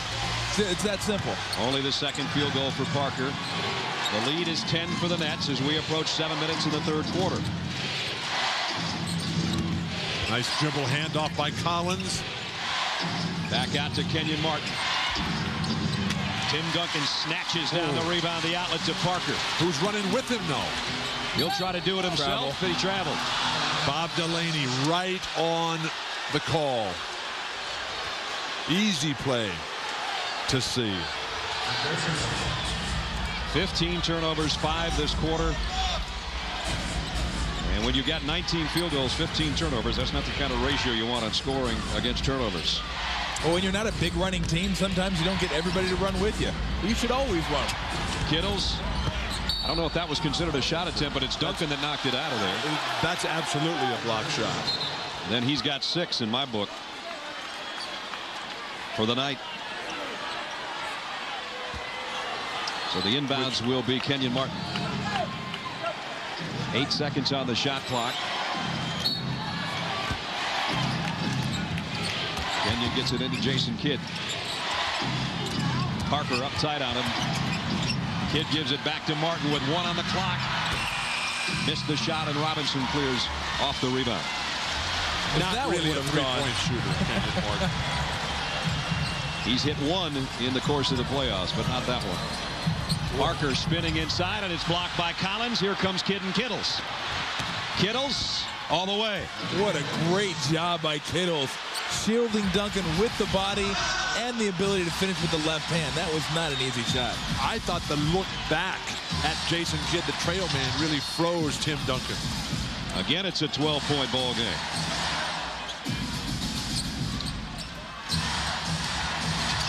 Duncan gives it up to Jackson. Ginobili had a three and gave it up. A lot of hesitation for San Antonio on everybody's part. Again, showing their major weakness, the inability to play as the favorite. Parker in trouble, in traffic. The follow in there by Robinson. Double cram. Well, just throw it up there in that situation. You got everybody lunging at the little point guard. Nobody staying at home to box out. Charge. Richard Jefferson, excuse me, with the foul.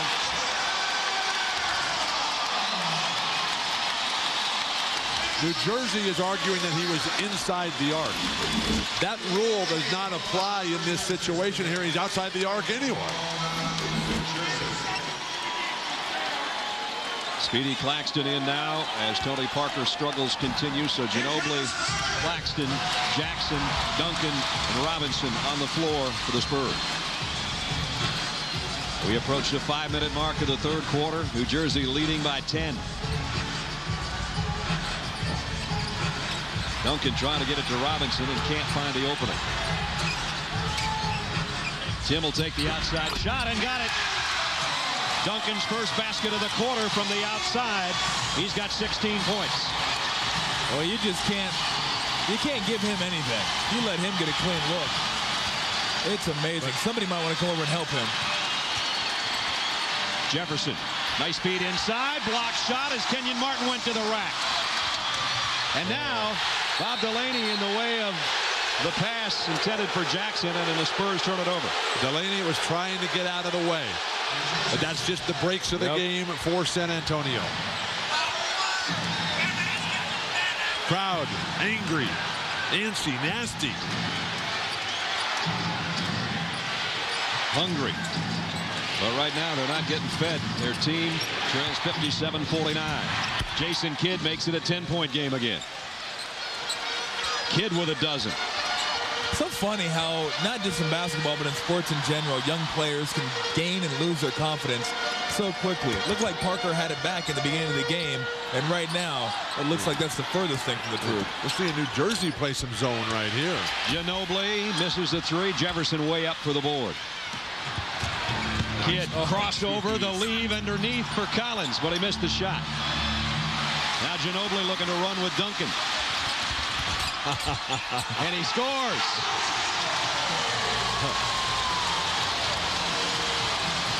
Again, the look back. Byron Scott checking to see if he's got timeouts left. Instead, he's coming with Dikembe Mutombo. Robinson holding his ground. Offensive foul on Collins. How quickly things turn. Louis Katz, the owner of the New Jersey Nets, up off his seat. Cannot believe the turn of events. Robinson getting high-fived as he held his ground, took a charge for the second time tonight, and gives the ball back to his team, trailing by 8. Collins with 4 on the bench now. Mutombo in there, he'll guard Duncan. Not from out there, he won't. And Duncan got another. We are looking at a flawless performance.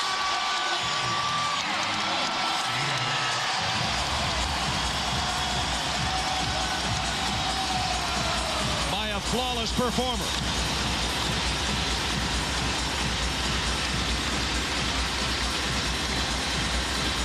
(59-53). Nets by 6. You're watching the NBA Finals on ABC Sports Championship Television.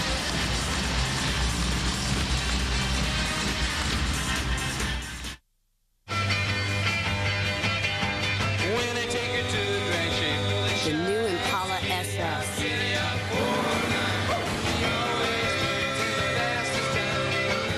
With one nasty supercharged engine. Nothing can catch her, nothing can touch me.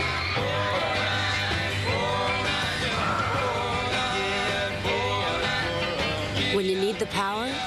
What? Or not, we'll be there. Chevy. Win by 2. Oh, yeah?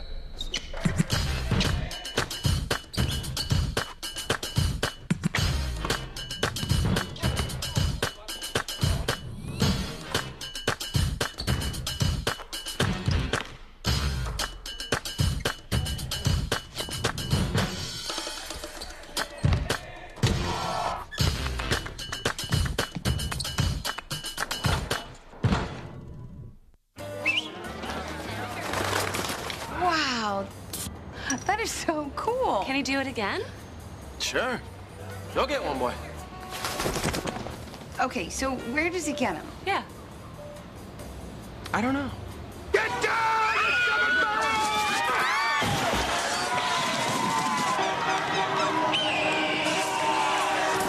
For the great taste that won't fill you up and never lets you down. Ooh, that's a first. Make it a Bud Light. Jimmy Kimmel Live has the most outrageous guest co-host. Monday, Perry Farrell of Jane's Addiction takes the hot seat. Jimmy Kimmel Live, Late Night Monday. All this dad ever wanted was someone he could teach how to play golf, someone to play poker with, and someone to follow in his footsteps. He got exactly what he wanted. Try and circle around back. I'll take the house. No, I think I should. Argue with me, Dad. Karen Sisko. U.S. Marshal, get your hands up in the air. Wednesdays this fall on ABC. He's not done making memories yet. He's got a double-double tonight. He's got a huge stick-back jam in this quarter as Tony Parker with a miss. Watch David Robinson making sure. You don't think of Robinson and Duncan as Mr. Inside and Mr. Outside. You think of two Mr. Insides.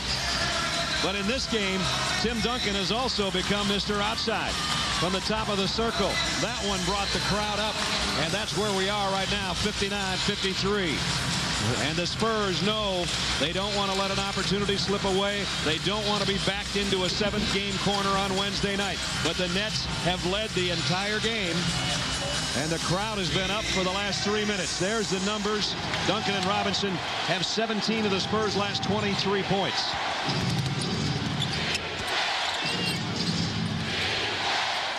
Little over 3 minutes remaining third quarter. Matumbo.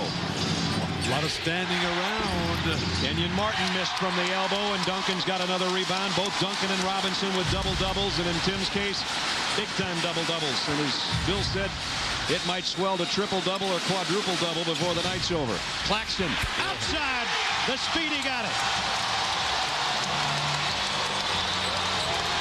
Evan Willis, the first man up off the bench, leading the cheers, 40 years old. So close he can smell the title. Duncan comes out on Kittles. Martin's open and finally does take it. Bad shot. Matumbo battles for the rebound, though. Well, I'll tell you what, it would have been a good shot if he'd have just taken it. You don't hesitate and think about it. As soon as you think about it, you might as well forget about it. That's outside his range, and they're backing off him, begging him to take it. Jefferson with a huge first quarter, gives it up to Martin. And now almost stolen by Claxton. Kittles got a good look and knocked it home. Kerry Kittles is having a good night and a great third quarter. 11 of his 16 in this quarter. But the set offense for New Jersey looks very ragged. Jason Kidd needs to settle this squad down. Kittles another steal on Claxton, and then he's fouled. Well, he's been getting it done on the offensive end and the defensive end. He's really had those quick hands the whole series. The decision by Byron Scott to come with Kerry Kittles on their point guard. The second time tonight. He stripped Parker earlier for an easy bucket, and now the strip and the foul. Well, I think sometimes you feel like, hey, I don't have a point guard on me. I'm not going to have to worry about him stripping the ball away from me. Well, with him, you better pay attention. Rodney Rogers will check in for the first time tonight. They have put 22 seconds on the shot clock. 1:49 remaining on the game clock in the third quarter. And Kenyon Martin comes out playing with only 3 fouls and had always picked up 4 fouls in every game pretty much by this point. So they don't want that burden either. Kittles running Ginobili ragged, but he had it kicked. Well, that looked like it went off Kittles. I thought it did too. Ginobili's trying to sell that case, but the officials aren't going to hear any of it. Very clear on the call. 11 seconds on the shot clock. Jason Kidd way outside. That is a rebound. Duncan another rebound, is 14th. Directing traffic. Plays out there with the left-handed dribble. Now let's see if he goes at Matumbo. Oh no, not between the leg. Off the glass and in and out, and Rose keeps it alive. Fresh shot clock Claxton looks over to Greg Popovich. Run a lot of time off the top. Let this crowd feed you. Duncan outside. Not this one. And the rebound is Mutombo's tipped over by Kittles. Well, he's hit a couple of those, but tell you what, if I'm New Jersey, I like seeing him out 19 feet away from the bucket. Whistle. 3-second violation on the Nets.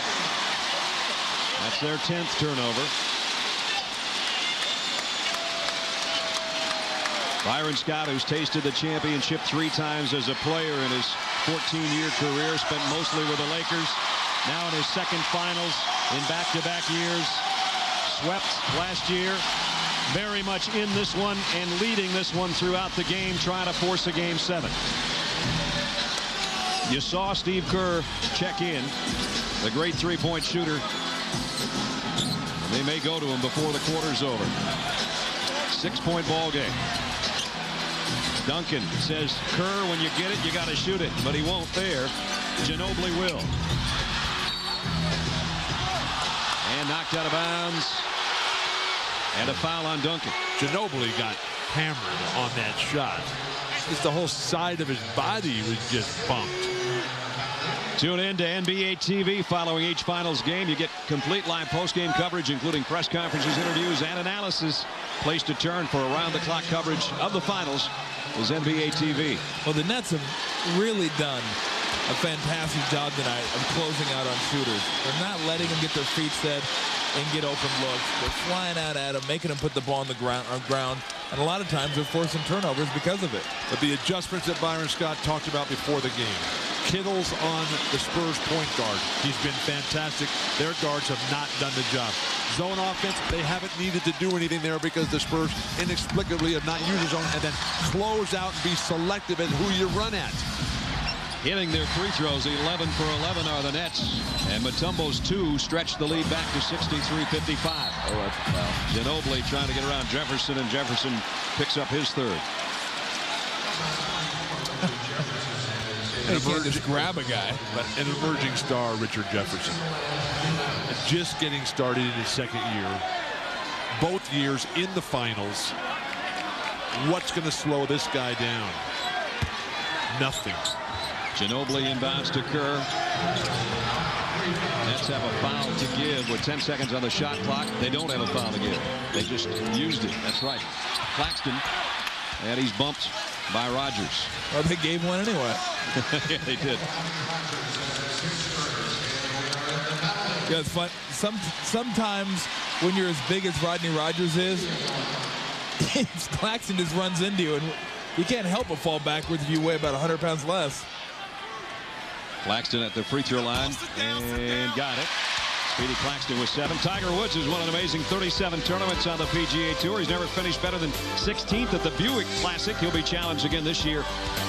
The field of the PGA Tour's best. ABC's coverage of the Buick Classic begins Saturday, 3 Eastern, noon Pacific on ABC Sports. I know Greg Popovich does not like to play zone defense, but the fact that they've used it so sparingly tonight begs the question, because it has been so effective in giving the Spurs this great advantage here. Jason Kidd 7 times during the playoffs has hit a basket with 3 seconds or less left in a quarter. Just about got one there off the front of the iron. 0.4 remaining to end the 3rd. On the run here for the little guy, Speedy. Ginobili just shot puts that baby down, and it's picked off by Jefferson and Mutombo. So the Nets have led wire to wire so far, but we got 12 more minutes of wire to go. The Nets on the road trying to force a Game 7. Richard Jefferson and company hoping they can do that on Wednesday night. This ABC Sports presentation of the NBA will continue after this message and a word from our ABC stations.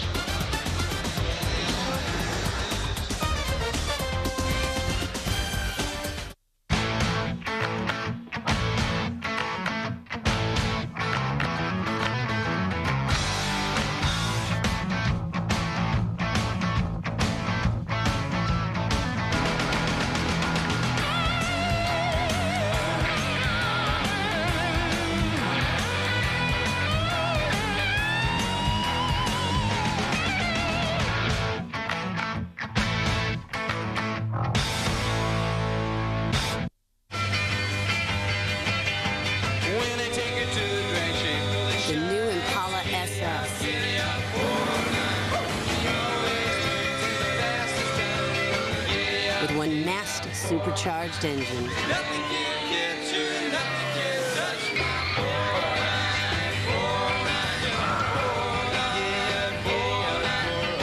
When you need the power, What? or not, we'll be there. Chevy. Yeah, it'll be good to see everyone. But let's stay someplace cool this year. Mom and Dad need to live a little... modern.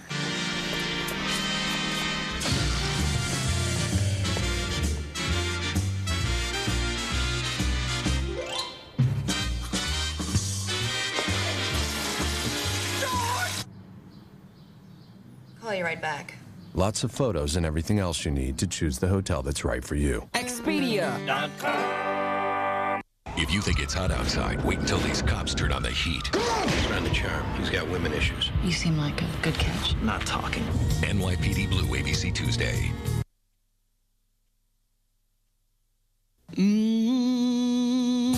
8 out of 9 Toyota cars get over 30 miles per gallon.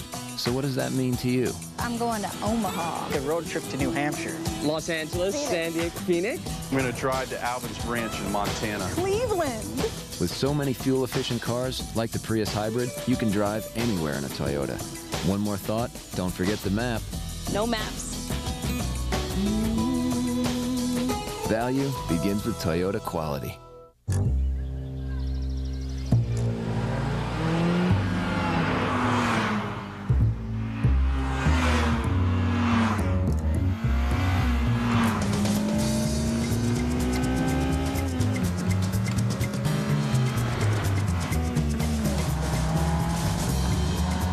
Introducing a new level of performance from Acura. The all-new TSX. Need a lawyer? Call the People's Choice. Cohen, Snyder, Eisenberg, and Katzenberg.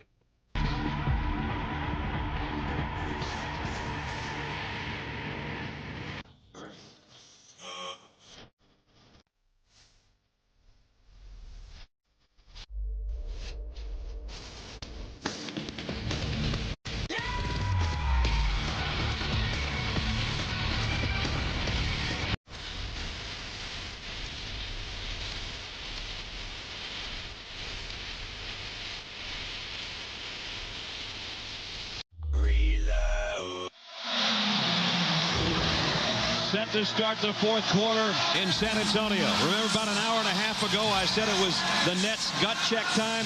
They've showed they've got guts hooked onto Hart. They want it to go to 7. They want to make history. Win 6 and 7 on the road and win a title. Can the Spurs close out? They've had trouble with that throughout the playoffs, throughout their history really. Kerry Kittle's had a huge quarter, 11 of his 16 in that third. He's given the Nets the chance they wanted. 63-57, boys. Here we go. 12 minutes to determine your fate, your place in history. For the Spurs, so few players playing well. Duncan and Robertson literally by themselves out there. Ginobili, Rose not getting it done. 26 points combined in Game 5. Very few tonight. Kidd with 10 on the shot clock. Around Duncan, who lunged at him. Off the glass, Jason Kidd. That was like the game winner in Game 2. Reminiscent, going left or going right. Runner. Who's going to help Tim Duncan? Who's going to get some points? Spurs haven't had a field goal in over 3 minutes. Ginobili will try a 3. In and out. Duncan, the board. Didn't get the score, though. Nets with a rebound. Here comes Kidd. Can Rodney Rogers deliver for Byron Scott? Jason Kidd will try another. Off the glass. Back-to-back baskets for Jason Kidd. 67-57. Leads 10 again. Ginobili. Inside. Pushed. Well, that's the one you just have to let go. But look at Jason Kidd right here. Strong run. Oh, man. And then he comes right back and hits the classic jumper off the board. But everything for San Antonio is just an absolute labor right now. Steve Kerr.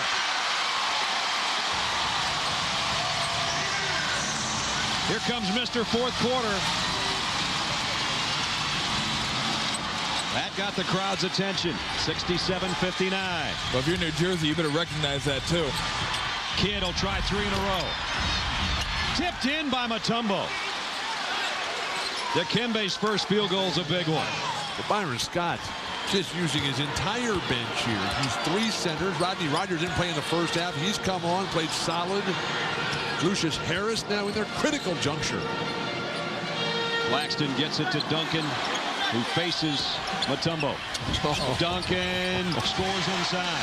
Big guys aren't supposed to cross over like that. What a master. What a talent.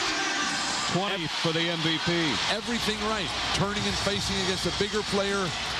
Oh, Ginobili with a steal. He picked Jefferson's pocket and stuffed it.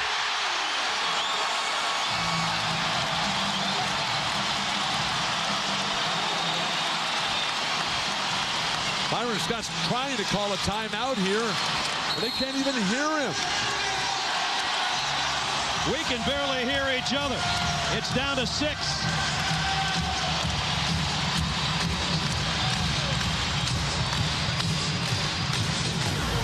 Tim Duncan, Mr. Everything. Watch the move and the crossover on Mutombo. That gave him his 20th point. Maybe more important, though, Ginobili showing those quick hands. Swipes it from Jefferson. Takes it for the flush. And it's 69-63 with 9:44 to go.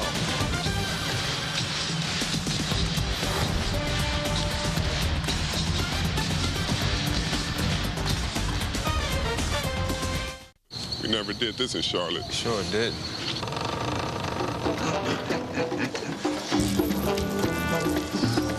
Did you bring everything?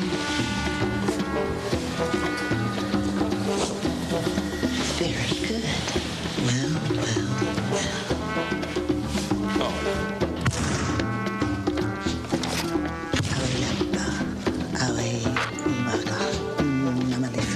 You're going to practice. I don't think we need to. Taco Bell's new chicken enchilada bowl. Grilled all-white meat chicken, seasoned rice and beans, a traditional slow-simmered sauce, and 3 cheeses, all melting together. To experience enchilada nirvana, you've got to think outside the bun. This Friday, a comic book legend comes to life as visionary director Ang Lee takes blockbuster filmmaking into a brave new world.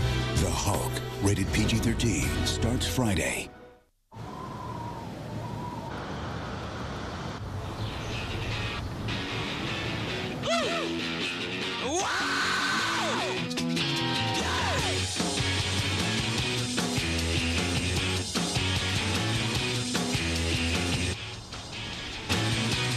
My car makes me feel like the road is my playground.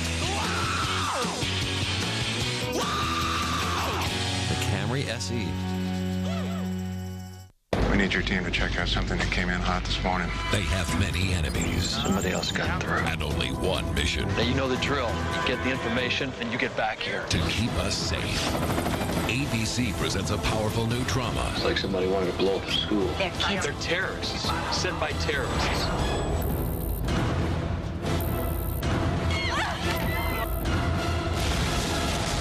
We're running out of time. You are out of time. Dread Matrix, Thursdays this fall on ABC.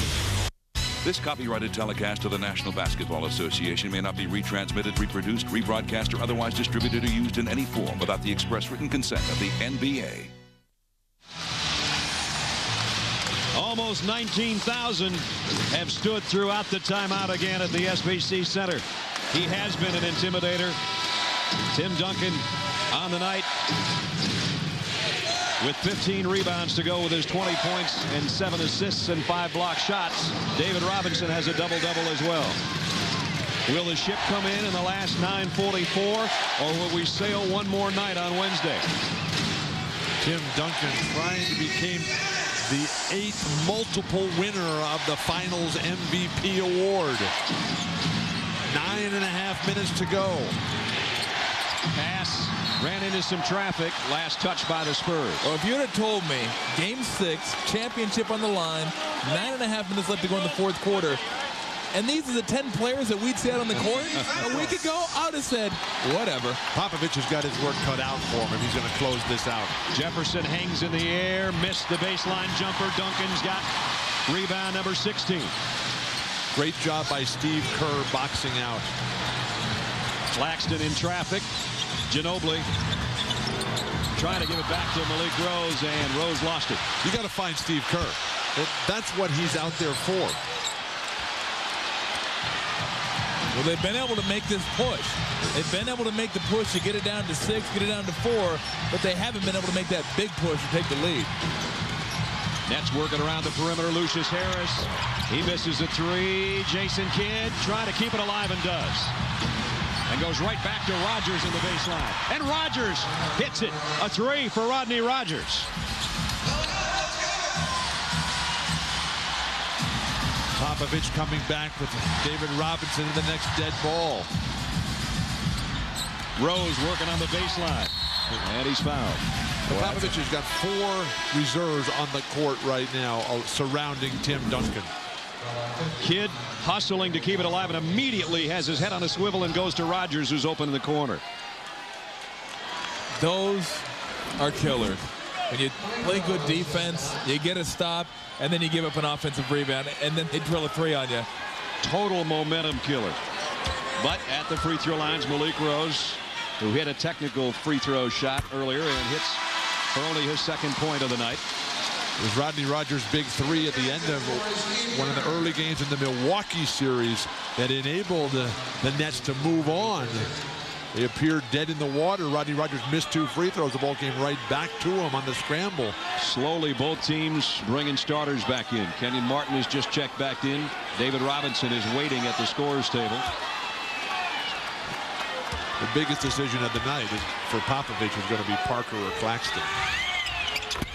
Malik Rose hit both free throws. 72-65. The Nets lead by 7. We've got 8:35 left in Game 6.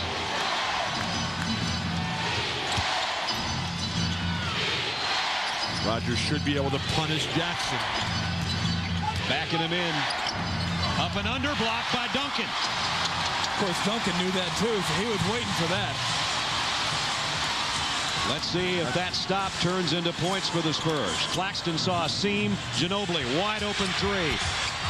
Duncan tried to go back up with it.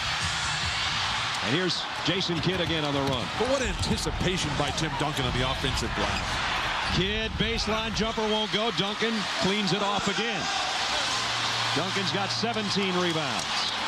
But his team is trailing with under 8 minutes to play. You've got to let Duncan isolate against Mutombo here. Nice. Rose is all alone. They came over to help out. And Duncan, the assist man, finds Rose. And Dikembe is just irate with Rodney Rogers saying, look, let me play him. 8th assist for Duncan. Kenyon Martin straight away. Too strong. Back of the iron. Jackson the board. A 3 for 18. He just hasn't been able to buy a bucket tonight. Trying to slice into a 5-point lead of the San Antonio Spurs. Ginobili, Jackson, a triple. Got it!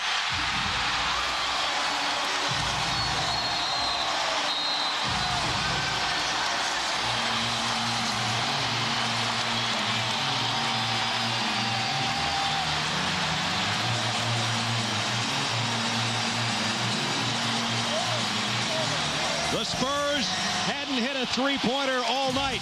It started with defense. Duncan found Malik Rose for the easy one underneath. And then after going over from outside the arc, Jackson way out, buries it. 2-point game. 7 minutes and change. Don't go anywhere. The Nets have led all night. The Spurs have cut it to 2.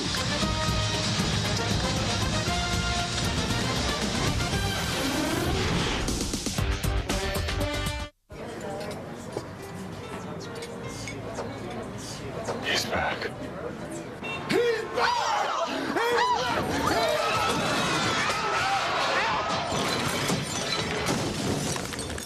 It's okay, everybody.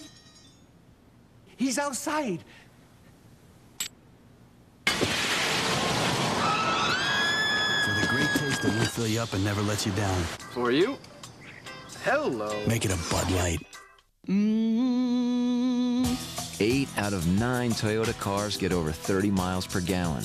So what does that mean to you? I'm going to Omaha. A road trip to New Hampshire. Los Angeles, San Diego, Phoenix. I'm going to drive to Alvin's Ranch in Montana. Cleveland. With so many fuel-efficient cars, like the Prius Hybrid, you can drive anywhere in a Toyota. One more thought, don't forget the map. No maps. Value begins with Toyota quality. We're going in. We ride together, we die together.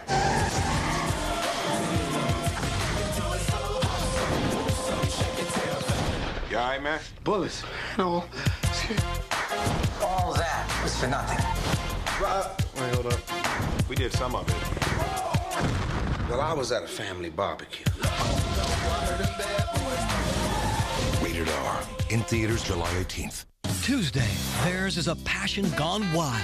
You look great. You gotta shave your legs, but... According to Jim at 9/8 Central, ABC Tuesday.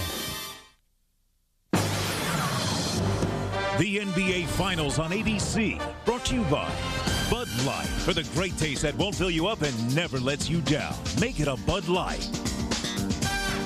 And Toyota, get the feeling.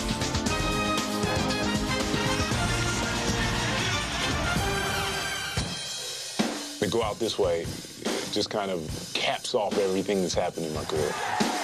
For me, Dave showed me definitely how to be a professional and how to not let basketball affect my life. He's been a great friend. He was always there for me. He's like a big brother. It's time. I've known all year long. I've been at peace with it. I think I've just enjoyed everything a little bit more. David Robinson, San Antonio Spurs. Who's got 11 points, 10 rebounds, and 2 block shots, has helped his Spurs to a 7-0 run in the last minute and a half. Everybody thanking number 50. This whole city's Mr. Robinson's neighborhood. Trust me, if he's not an MVP, he's an MAP, the most admired person in San Antonio. Mom's looking on. Frida. Dad Ambrose is here. And 7 minutes left. It's a 2-point game. Well, that's what it's going to come down to. Can they score in the half court? Since that 9-0 spurt of fast break points, they've only had 2 more fast break points since then. Rodgers packs it back inside of Martin. Blocked by Duncan.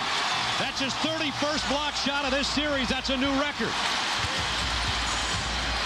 7th of the game tonight for Duncan. You cannot just go right into his face and throw up weak stuff. Duncan gives it up. Jackson for the first lead. Got it!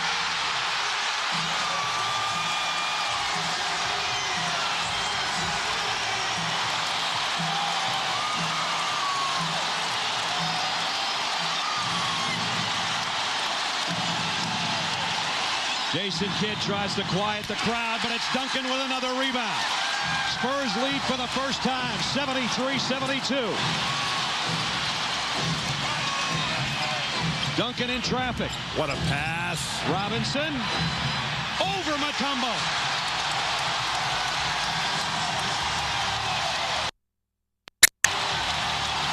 Peter Holt looking on as San Antonio leads by 3. Where are Kittles and Jefferson for New Jersey? Harris a runner. He's bumped. The foul will be on Ginobili. The Nets need offense. The 31st block by Tim Duncan. That kind of execution will not get it done by Kenyon Martin. That led to a beautiful arcing three-pointer for the first lead of the night. David Robinson extends that with his relentless work on the offensive glass. Spurs in control, and the missed free throws haunting New Jersey. First missed free throw tonight as Harris. There's the NBA Finals record that betters Patrick Ewing in '94. Patrick had 30 block shots, but that was in 7 games. This is game 6, and it's getting a little loud in here.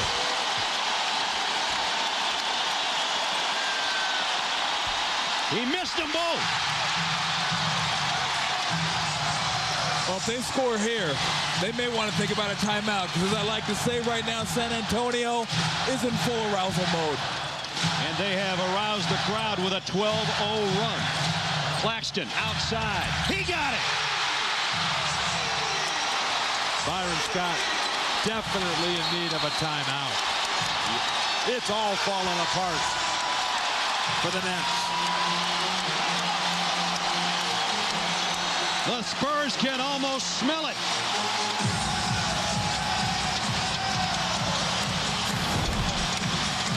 Speedy Claxton in for the ineffective Tony Parker. His biggest shot of the night. 5:21 left. San Antonio now leads by 5.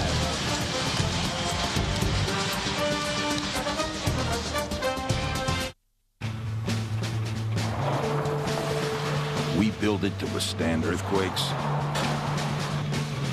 the elements, anything you can imagine. At Toyota, we build to withstand the things you can't imagine. The Tundra was given the highest overall safety rating for full-size pickups by the Insurance Institute for Highway Safety. The Toyota Tundra, better from the ground up. And now it's all Holyfield. Oh, You know, for $1 million, I would totally go around with Holyfield. What? What? How bad could it be?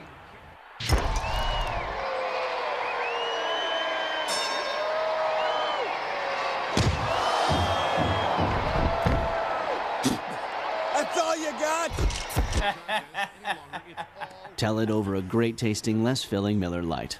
It's Miller time. Look at this. The ring girl likes me. I got CJ.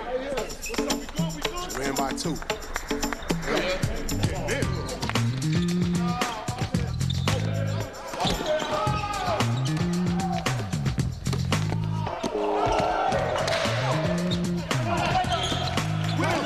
My bad.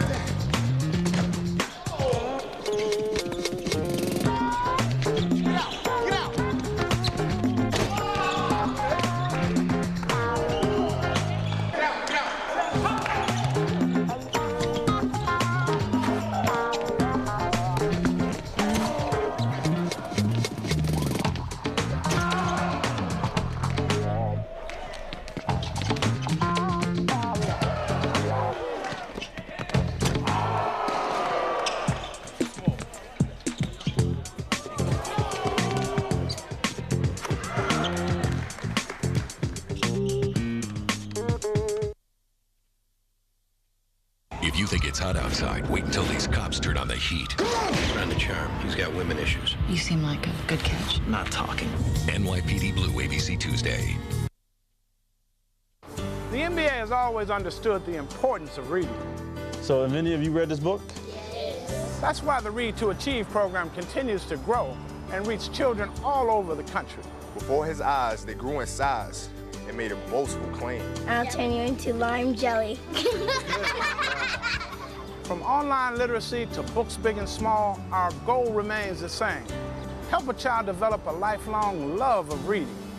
Help them read to achieve. Lucius Harris, who had hit 15 of 17 free throws in this championship finals, is stunned that he missed his last 2. Let's check in with Michelle Tafoya. Well, Brad, the Spurs have left Speedy Claxton in at point guard because they asked him to embrace the challenge of defending Jason Kidd, forcing Kidd to take tough, skilled jump shots, and he responded. Obviously, his confidence has grown on the offensive end, too, Brad. He is staying in this game that Tony Parker started, Brad. Second time Speedy Claxton's had 10 or more points in the finals, 14 straight in the last 3 and change by the Spurs, and they grasped the lead 77-72. Kenyon Martin didn't get it, Ginobili did. Where is the competitive response from the New Jersey Nets? The ability to score in the set offense. Jason Kidd, Kenyon Martin, Richard Jefferson, that's where the responsibility lies. They've come up empty on their last 7 trips, have the Nets offensively. Now it's Duncan, backing in. The kick out, Jackson's hit 2 big threes. He's hit 3!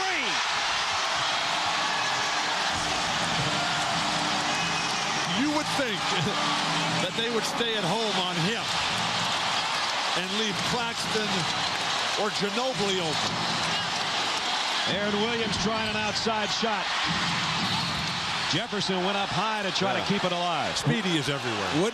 Wouldn't it be ironic in a series, and you see Jackson right there with another triple in the 4th quarter that's been marred by bad shooting, low-scoring quarters, that right now, if the Spurs win this game, it may be because of a monster offensive offensive explosion in the fourth quarter? I didn't think you'd ever say that in this series. By Steven Jackson, who was cut by the New Jersey Nets. Gary Kittle's trying to answer. Robinson pulls it down. That's right. Byron Scott said that he didn't think Steven Jackson gave enough effort in staying in shape to try to improve himself. He scored over 8 points a game the year he was with the Nets and about 3 rebounds a game. He might come back and haunt them big time. That ball was blocked by Tim Duncan, which would give him 8 for the game. Jackson missed that one. Robinson is pushed on the baseline. If that is a block shot by Duncan, check out the numbers, fellas. 20 points, 18 rebounds, 10 assists, and 8 block shots. If they've added that other one. It's a triple-double, we know.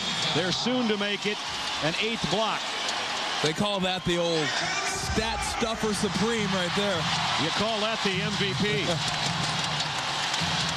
Speedy Claxton, 10 on the shot clock. We're under 4 minutes. Claxton trying to weave through traffic. Robinson finds a handle. Claxton before the shot clock.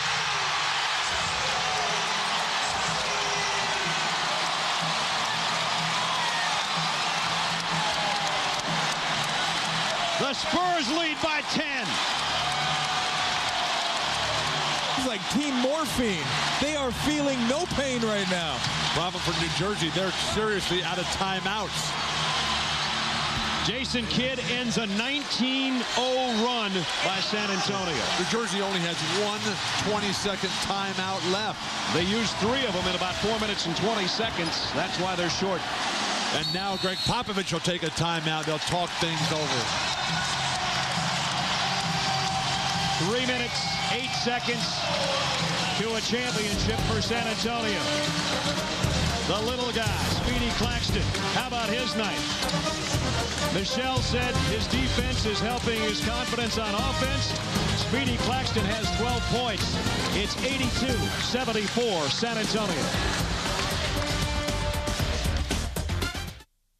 What if everything you've been forced to keep inside was suddenly set free?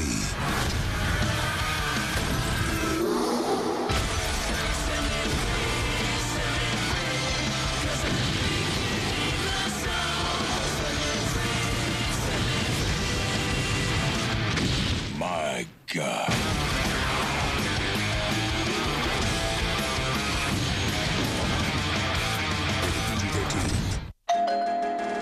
They out there with the fun out there. We gonna hit out there with nothing to fear. Tear up the spot, get hot to make it rock. Always start here with the clear. Number 1, you gotta get with your real ones. 2, what you do is pop a couple of clear ones. Number 3, call up a breezy. 4, on the floor, maintain the high score. 5, feeling alive, we jump into the ride, which brings us to 6 at the venue in the mix. They out there with the fun out there, make it last out there. Always start with the clear. So how's it coming? Good. This one looks pretty exotic. Cool. Mosquito nets.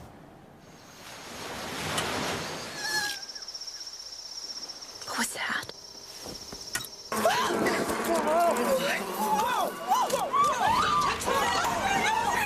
Maybe not that exotic. Great. Everything you need to choose the hotel that's right for you. Expedia.com.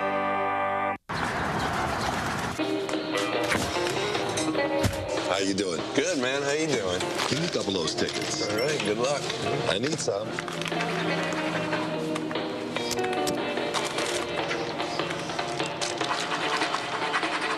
It's 3 in a row. See about this one. 4th one's tough, huh? It sure is. Thank you.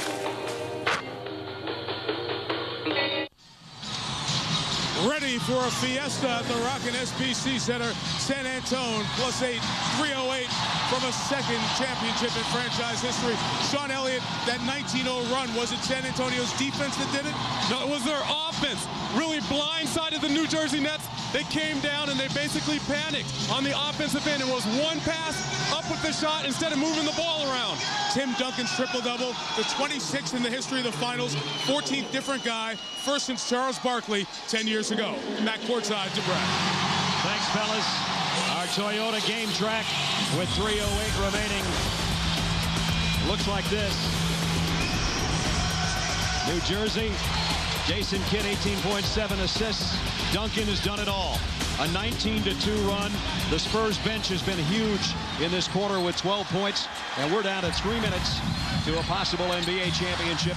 A second in 4 years for San Antonio if they can hold on to the lead. This time it's stripped, though. Jason Kidd, the outlet to Kerry Kittles. Ginobili, great transition defense. Kenyon Martin. Rebound is Duncan. Well, the one thing if it's the Spurs you got to avoid, missed free throws, and most importantly, turnovers. You can't turn the ball over. That's the way to get New Jersey back in the game. Duncan now with 19 boards. More importantly for San Antonio, they can't get conservative. This game's got a ton of time left.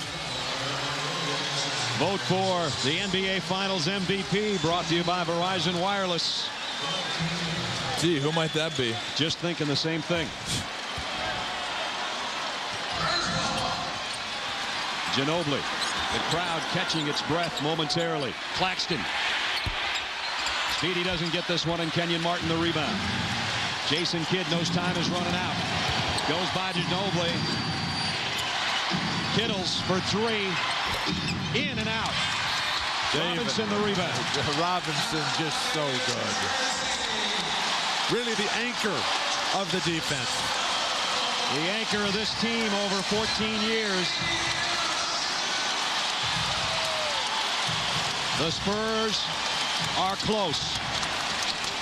David Robinson, who has done it all in his career, the Rookie of the Year in 90, the Defensive Player of the Year in 92, the MVP of the whole league in 95, a couple of gold medals, and a fairly golden performance. If this is his swan song, he's one hell of a swan. Fitting, isn't it, that a superstar like this, great ambassador for the league, for San Antonio, if they win the championship tonight, doesn't just finish out with meek numbers, comes with a double-double. Missed the free throws, maybe a little tired, and that leaves it open for the Nets.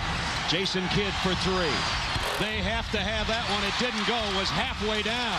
Duncan the rebound, his 20th. He had a 20-rebound plus performance in game one.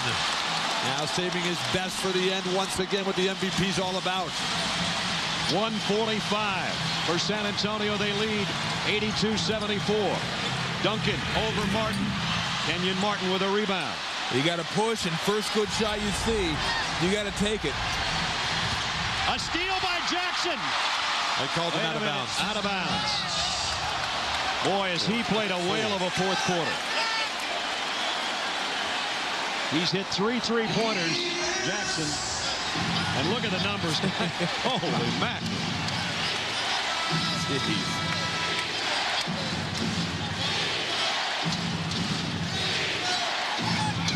See if they're resetting the shot clock, I think is what the discussion's about.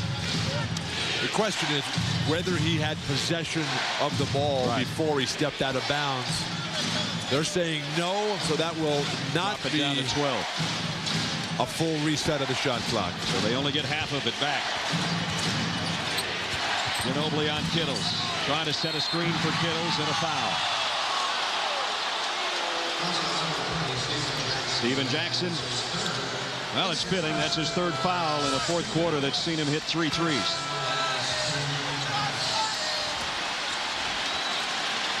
Nets need points. They need them fast. Ooh, great screen. Williams.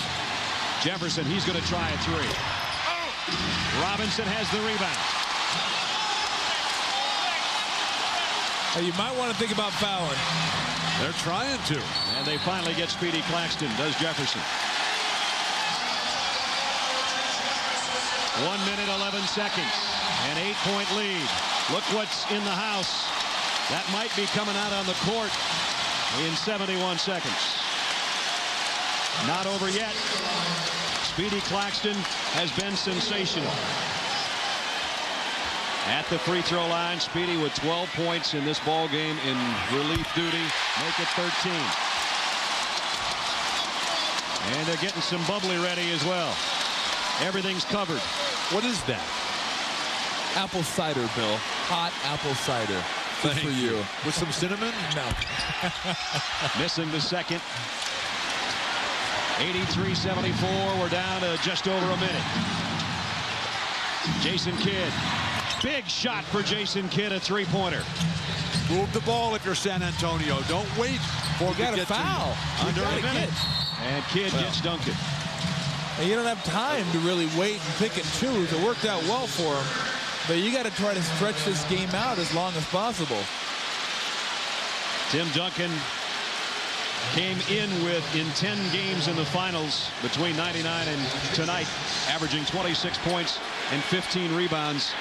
He's been even better than that tonight. Maybe not with the points, but with everything else. Look at Steve Smith and Kevin Willis. How long have they waited? A long, long time.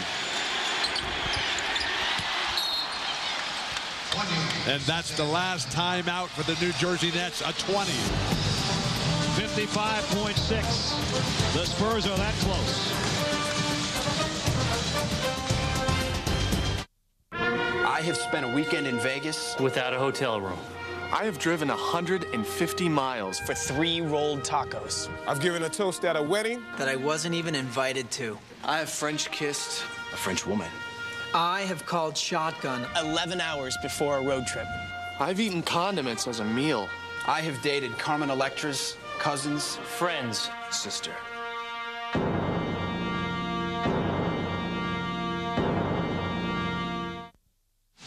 Some of the elder statesmen who don't have a title to show for their career. Steve Smith hasn't played, but he's been an integral part of this team, not only this year, but last. Danny Ferry, his dad, part of 5 championship teams, would be the first Duke player to win an NBA championship. And then Kevin Willis, first finals after 1,342 games, making him the oldest guy to make his finals debut, and he's thinking about a ring. Jason Kidd had to take the shot. The foul will be on Kittles with 51 seconds left. And of all the guys for San Antonio, as they celebrate their second championship in 5 years, I'm happiest for Kevin Willis. The guy who has come so far, who came into this league out of Michigan State 19 years ago. And now a chance to be part of something so very special. Steve Smith, who's done so much for Michigan State also in his 12th year, and Danny Ferry in his 13th as Ginobili hits the free throw. Ginobili got them both. 86-77. 9-point lead. Martin will take a 3. The rebound whistled out of bounds. It'll be to the Nets with 41.8 left. Well, at this point, there could be no discriminating. If you happen to be the player that's wide open for a 3, whether you're a 3-point shooter or not, it's time to go. Kenyon Martin takes another jumper. Ginobili with the rebound. And Jason Kidd will foul Ginobili. And now the end is near. Jason Kidd, is this the last game we'll see him in that uniform? Everybody's starting to celebrate. Kevin Willis is about to check in. And this place will light up again. Look at the smile on his face, and here comes Steve Smith.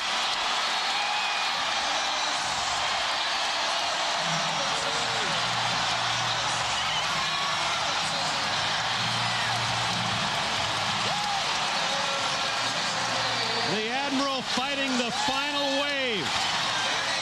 About to come to shore with his second crown.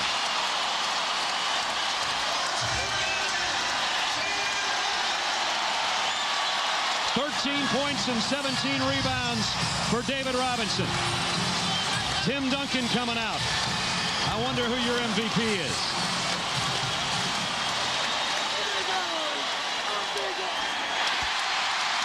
Ginobili calmly hits the free throw. How about Kevin Willis? He means business. He came in with 35 seconds left and still put his elbow pads on. There is no greater feeling than the San Antonio Spurs are feeling right now. It's what you live for. An 11-point lead. Johnson, the miss. Kevin Willis had his hands on the rebound, but Ginobili pulls it down. We're down to the final 20 seconds. San Antonio, a lot of people talked about their 99 title having an asterisk next to it. The 2003 title's about to have an exclamation point next to it. The San Antonio Spurs are your world champions.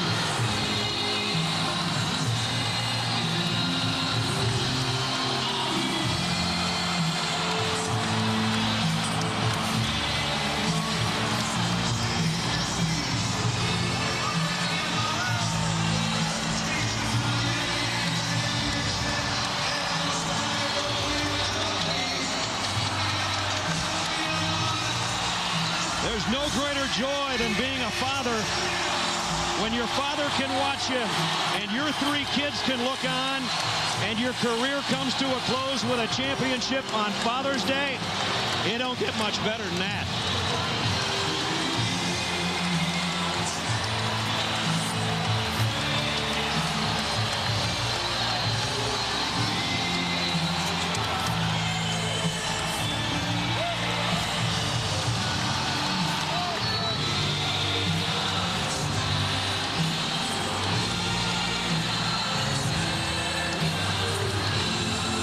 Believed at the beginning of the season that San Antonio would be in this situation.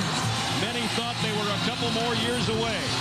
But with the old veterans and the young crew combined, and those 2 guys, anything was possible, and they proved it tonight.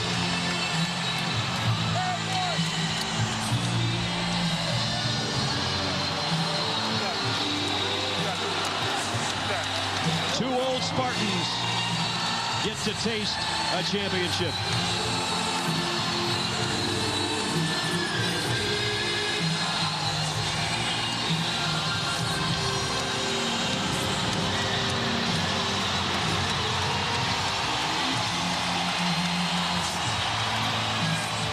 Twice to the finals, twice proving to be the most valuable player.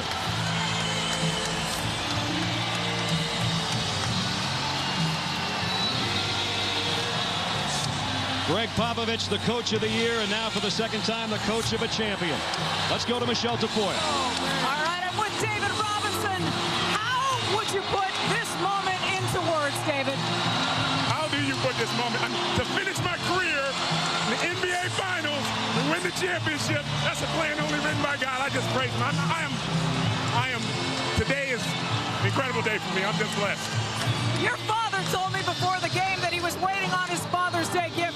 This is what he wanted. How aware were you of that? Oh, man, I wish I could give him a lot more than this. He deserves it more than this, but this is the best I got right now. There were twice in this game you trailed by double digits. Yeah. What was this team talking about, and how did it overcome that to get this victory? Well, we talked about just grinding it out. You know, we're the type of team you have to keep playing, and I was just trying to give us whatever energy we could, and everybody just hung in there. Man, it was awesome, and then finally we got some shots to go in the 4th quarter, and that was what turned it around. I can't imagine anything like this, David, and you have so many players, opponents on the other team who respect you. What did Dikembe Mutombo say to you at the end here? Well, a couple of those guys, especially the young guys, they said, you know, they really, as youngsters, they watched me, and I was one of their favorite players. And besides making me feel old, it makes me feel great. How ready are you to take this in and then walk away? I'm ready. I mean, how can you walk away any better than this? I just praise the Lord. This is awesome. Guys? 4 series, all won in 6 games, 4 games to 2 by your NBA champion, San Antonio Spurs.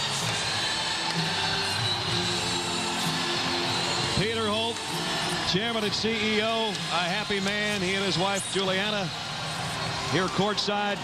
Greg Popovich, hugging Manu Ginobili, sometimes saying, I have no idea what he's going to do on the court, but he did well on the court tonight. Speedy Claxton was sensational. The ceremony for the NBA championship trophy. Let's go to the PA announcer, Stan Kelly. And now, ladies and gentlemen, for the presentation of the NBA championship and most valuable player trophies, please welcome ABC's Mike Tirico. Ladies and gentlemen, it's time to honor the 2003 NBA champion, San Antonio Spurs.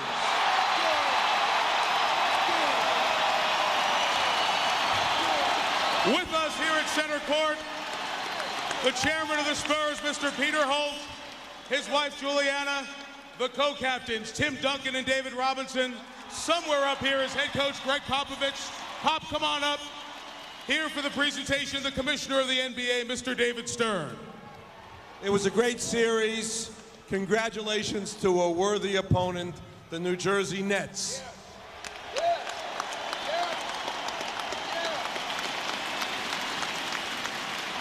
And what a year for San Antonio.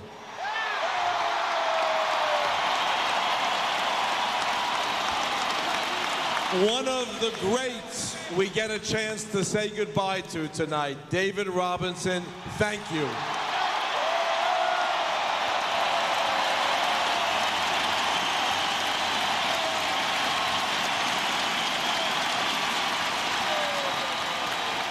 To a team that had the best record in the league, that had the coach of the year, the repeat MVP, and now this. Congratulations to Peter and Juliana, to the entire Spurs organization, and to this great city of San Antonio for your 2003 NBA champion, San Antonio Spurs.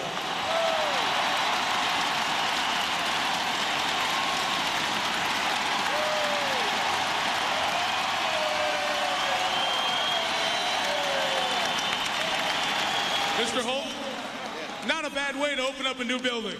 Oh, what a great way. Thank you to our great fans. What a fantastic year we've had. Congratulations. Thank you. Where's Greg Popovich, the head coach? Greg, come on up here. Typical Greg Popovich, letting the players enjoy the moment. You are one of very few men, just a dozen, to have won 2 NBA championships as a head coach. Is this one any more satisfying than the one in '99? Each one is wonderful in its own way, and neither one of them would have happened except for one thing. We got the greatest guys in the world. Congratulations, Pop. Time now to bring the commissioner back up for the presentation of the most valuable player. What can I say? He led his team in points, in rebounds, in blocks, and assists for this entire series. Your 2-time consecutive NBA MVP is the most valuable player of the 2003 NBA Finals. Congratulations, Tim Duncan.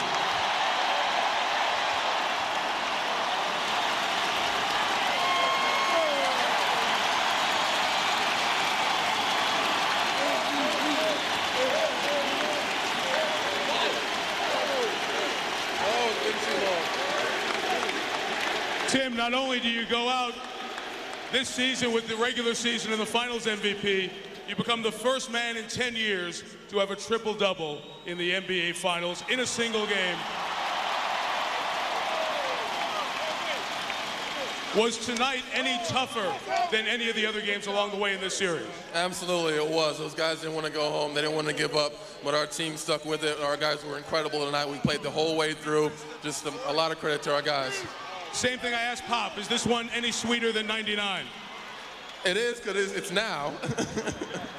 A word about your running mate, the other 7-footer, David Robinson, as he says goodbye. Yeah, I hate to see him go. We're going to try to talk him into coming back another year, but I don't know if that's going to work. Congratulations, Tim Duncan. Does anybody want to hear from David Robinson? Where are you, David?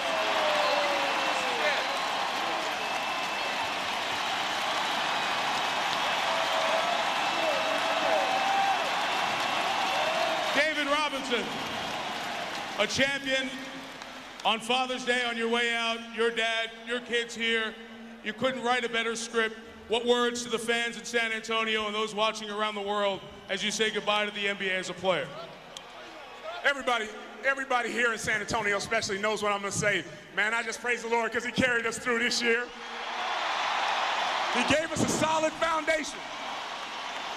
And I'll tell you what, I will give Peter Holt, Greg Popovich, RC, credit for bringing in some fantastic guys. We played together.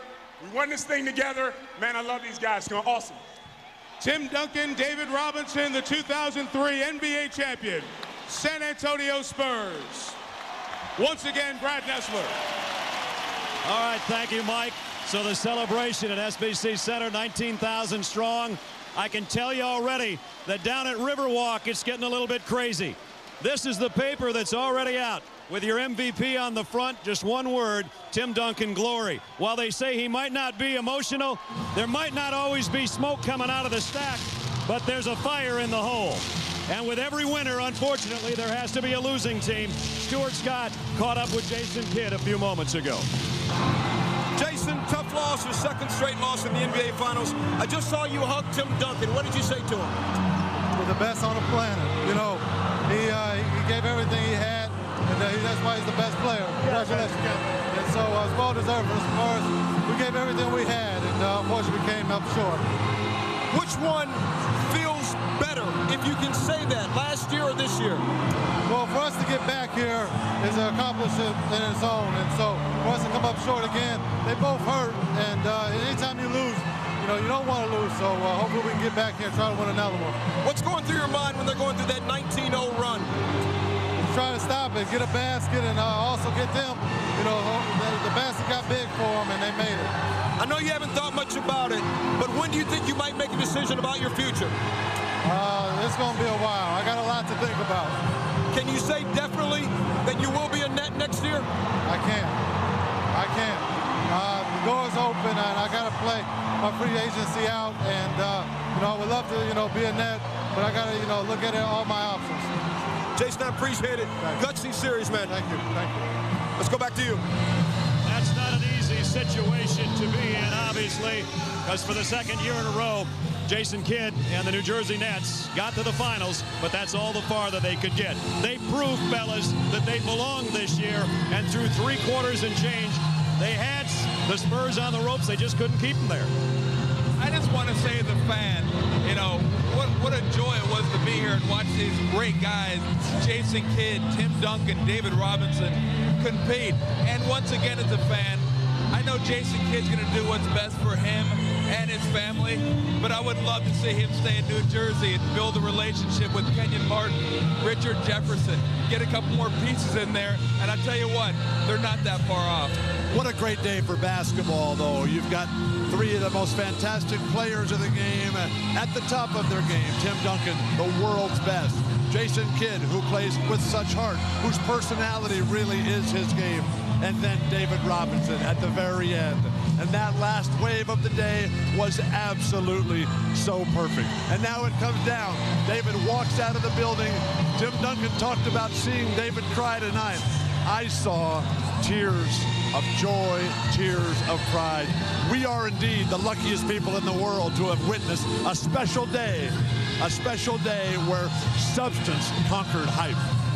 And guys like Steve Smith, Danny Ferry, Kevin Willis, maybe didn't play a huge part tonight, but they played a huge part all season, and now they, too, can call themselves champions. A special night indeed in the Alamo City. They will remember it for a long time.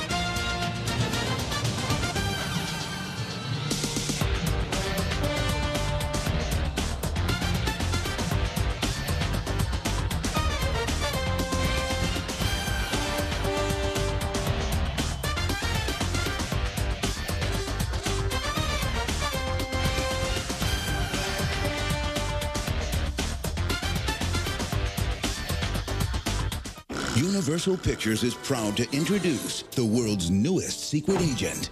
Johnny English.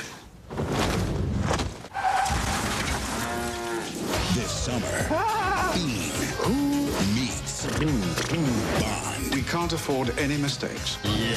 I couldn't agree more, sir. Get out there and save your country. Rowan Atkinson is Johnny English, rated PG, at theaters Friday, July 18th. You know I like you, and I like you a lot. I like Janice a lot, too, and I know she's your roommate. Janice? I'm not sure how to say this to you. You know that I like you a lot, right? Yeah. It's just that I like Janice a lot, too, and I know she's your roommate, and I wouldn't... So date both of us. What? What did you say?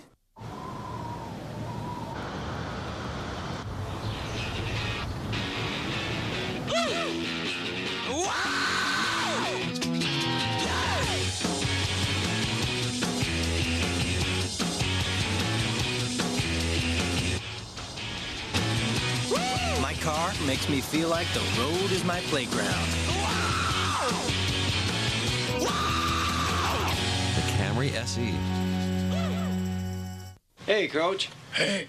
How are the kids? Good. Growing like weeds. Come on, guys. Stay together. I don't want to clean my room.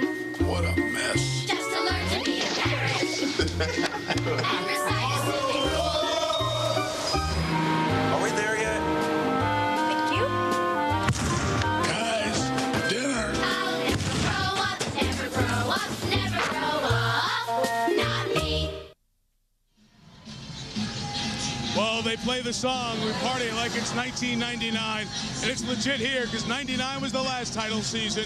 88-77 is the final line of the second championship for San Antonio. Although not as big a part as you would have expected in a clinching game, still a tremendous season for the second youngest person to win an NBA championship. That's Tony Parker. He's standing by with our Stuart Scott. Only Magic Johnson was younger than Tony Parker when he won his first NBA title. Now, you watched the Spurs in 1999. You watched them win a title. What did you think watching that? That was amazing, you know. It's nothing compared winning a championship, you know. When I started in 99, I said, oh, I hope one day it happened to me. And 3 years, 4 years after, it's my turn. So I'm just blessed, you know. It's like a dream for me. Was it disappointing at all not to get the playing time that you wanted in this deciding Game 6? It's all right, man. Speedy played great. We won. I don't care. I held that team all season long. You know, I don't care. Speedy played great. You know, we won. That's the main thing for me. Do you think this should shut anybody up who says that Jason Kidd needs to go to the Spurs? We'll see. We'll see. I hope they keep me now that we got the ring now. Well, you got a ring. You got your fiancé with you. Anybody you want to say hi to? I want to say hi to my father. Whoa. You got to say it in French. Bon anniversaire, T. Number 1, T. Everybody can understand that. Tony Parker, a young kid. Let's go to Mike Tirico. Stuart, thank you. Of course, on the other side, you heard from Jason Kidd with Stu a little bit earlier. There's the disappointment for Byron Scott, denied the chance to become the 11th man to win an NBA title as a player and as a coach. A short time ago, he spoke with our Jim Gray. Mike, thank you very much with Byron Scott. Byron, I know this is a very disappointing time for you. We appreciate your time. What did you just say to your team? I just told them we have a very young team. We are continuing to grow as a team. We're continuing to get better as a team, and hopefully we understand how important the regular season is. The goal should be to have the best record in the league next season so you can have home court advantage. It doesn't guarantee you, the championship, but, it does make it a little bit easier. 19-0 run after you guys had a 12-point lead. What happened during that period? Well, you know what? They picked it up on the defensive end. You got to give them a lot of credit. They really started to get into us. They started to get a lot more aggressive, and we started to rush on the offensive end and, settle for too many shots, and we took a lot of bad shots, and, they really started getting it going on the offensive end. Can you begin to explain at all the offensive performance of Kenyon Martin tonight, 3 for 21? No, I can't. Just, he just had a bad game. He just couldn't throw it in the ocean tonight. Byron, finally, do you expect that Jason Kidd will be back next year? Well, that's up to Jason. I'm sure he's going to take a look at this summer as a chance to explore some of his options, and then he'll do what's best for himself and his family. Byron, we appreciate your time. Thank you, Jim. All right, back out to you. Jim, thank you. And on the other side of that hallway underneath us, the Wheaties box is a champion, and Kevin Willis, the second oldest player to win an NBA championship. Only Kareem Abdul-Jabbar was older when he won a title. He mentioned the Kenyon Martin performance, 3 of 23. dichotomy, the two big power forwards. Kenyon Martin, one of the worst performances in a clinching game. Tim Duncan, the triple-double, one of the best performances ever in a clinching game. A final thought from you, Sean Elliott. What a game, and I'm just privileged to be here tonight, especially to watch Big Dave go out in style. You know, no one deserves this championship more. I'm just proud of these guys. I mean, I'm really at a loss for words. Tim Duncan is now the new benchmark, which all other players should be judged. And again, David Robinson, what a fantastic story. I'm just so proud of all those guys. They certainly are a great bunch of guys. Sean, enjoyed it. Thanks. I will. Wonderful run these 58 days of the playoffs. And so the 57th NBA season comes to an end with a fifth straight champion from the Western Conference. The Spurs now bookending the Lakers three-peat. The quest starts anew in just 3 short months, but already the angling for 04 has begun. You've heard the conversation. Is Jason Kidd going to end up as the piece San Antonio places with Tim Duncan to run for a repeat? And while these finals were going on, the Lakers were not idle. Kobe Bryant had shoulder surgery, and Shaquille O'Neal hired a former Marine to sculpt him into shape this summer for the new season ahead. In 10 days, we all reconvene in New York for the NBA draft. The first 3 picks will likely be under age 21 with a total of 1 year in college experience. Yet, it's a group expected to usher the league into a new generation. While Karl Malone and Scottie Pippen will decide this summer where their careers will end, as you take a bigger picture look at it, you realize that we're coming to the end of the Dream Team era in the NBA. The era where Michael Jordan and Magic Johnson dominated so over the years. An era of great players. And think about, in the last 2 months, we've seen farewell games played by the greatest to ever play the game. The man with the greatest total of assists and steals. And tonight, a fond farewell to perhaps the greatest citizen this sport has ever known. But the void is not as stark. The baton bearing the class of a champion smoothly passed from one 7-footer to another. In a society where the hip lingo of hops, bling, and street cred help mold whom we bestow with the title superstar, one man earns the title simply. He evolves, he improves, he dominates. Without TV commercial hype or histrionics, just grace and greatness. Tim Duncan, the star of these 2003 champs, an amalgamation of so much that is right with sport. A perfect mixture. Youth from different corners of the world bringing talent and exuberance. Shown the ways of winning by veteran examples of perseverance. And some who, just like the kids, are experienced this taste of a champion for a first time. Others who've been there, but it still tastes sweet. The 2003 NBA champion, San Antonio Spurs. Yes, this one was won by a bunch of good guys. ABC Sports is online at ESPN.com or keyword ABC Sports. Now, except on the West Coast, please stay through for your late local news in San Antonio. Great bonus coverage of the Spurs title. For my colleagues Brad Nessler, Bill Walton, Tom Tolbert, Michelle Tafoya, Stu Scott, Jim Gray, and Sean Elliott, this is Mike Tirico. On behalf of all I've named, thank you from the bottom of our hearts to the women and men of ABC, ESPN, and the NBA for their talent, dedication, and sacrifice, bringing the best basketball in the world into your home throughout the regular season and these playoffs. The good guys won one. The Admiral sails off into the sunset with a championship, and the best player in the league dominates in the playoffs. We will see you next season for more of the NBA on ABC. And for our entire crew, Mike Tirico saying good night from San Antonio, home of the best basketball team in 2003.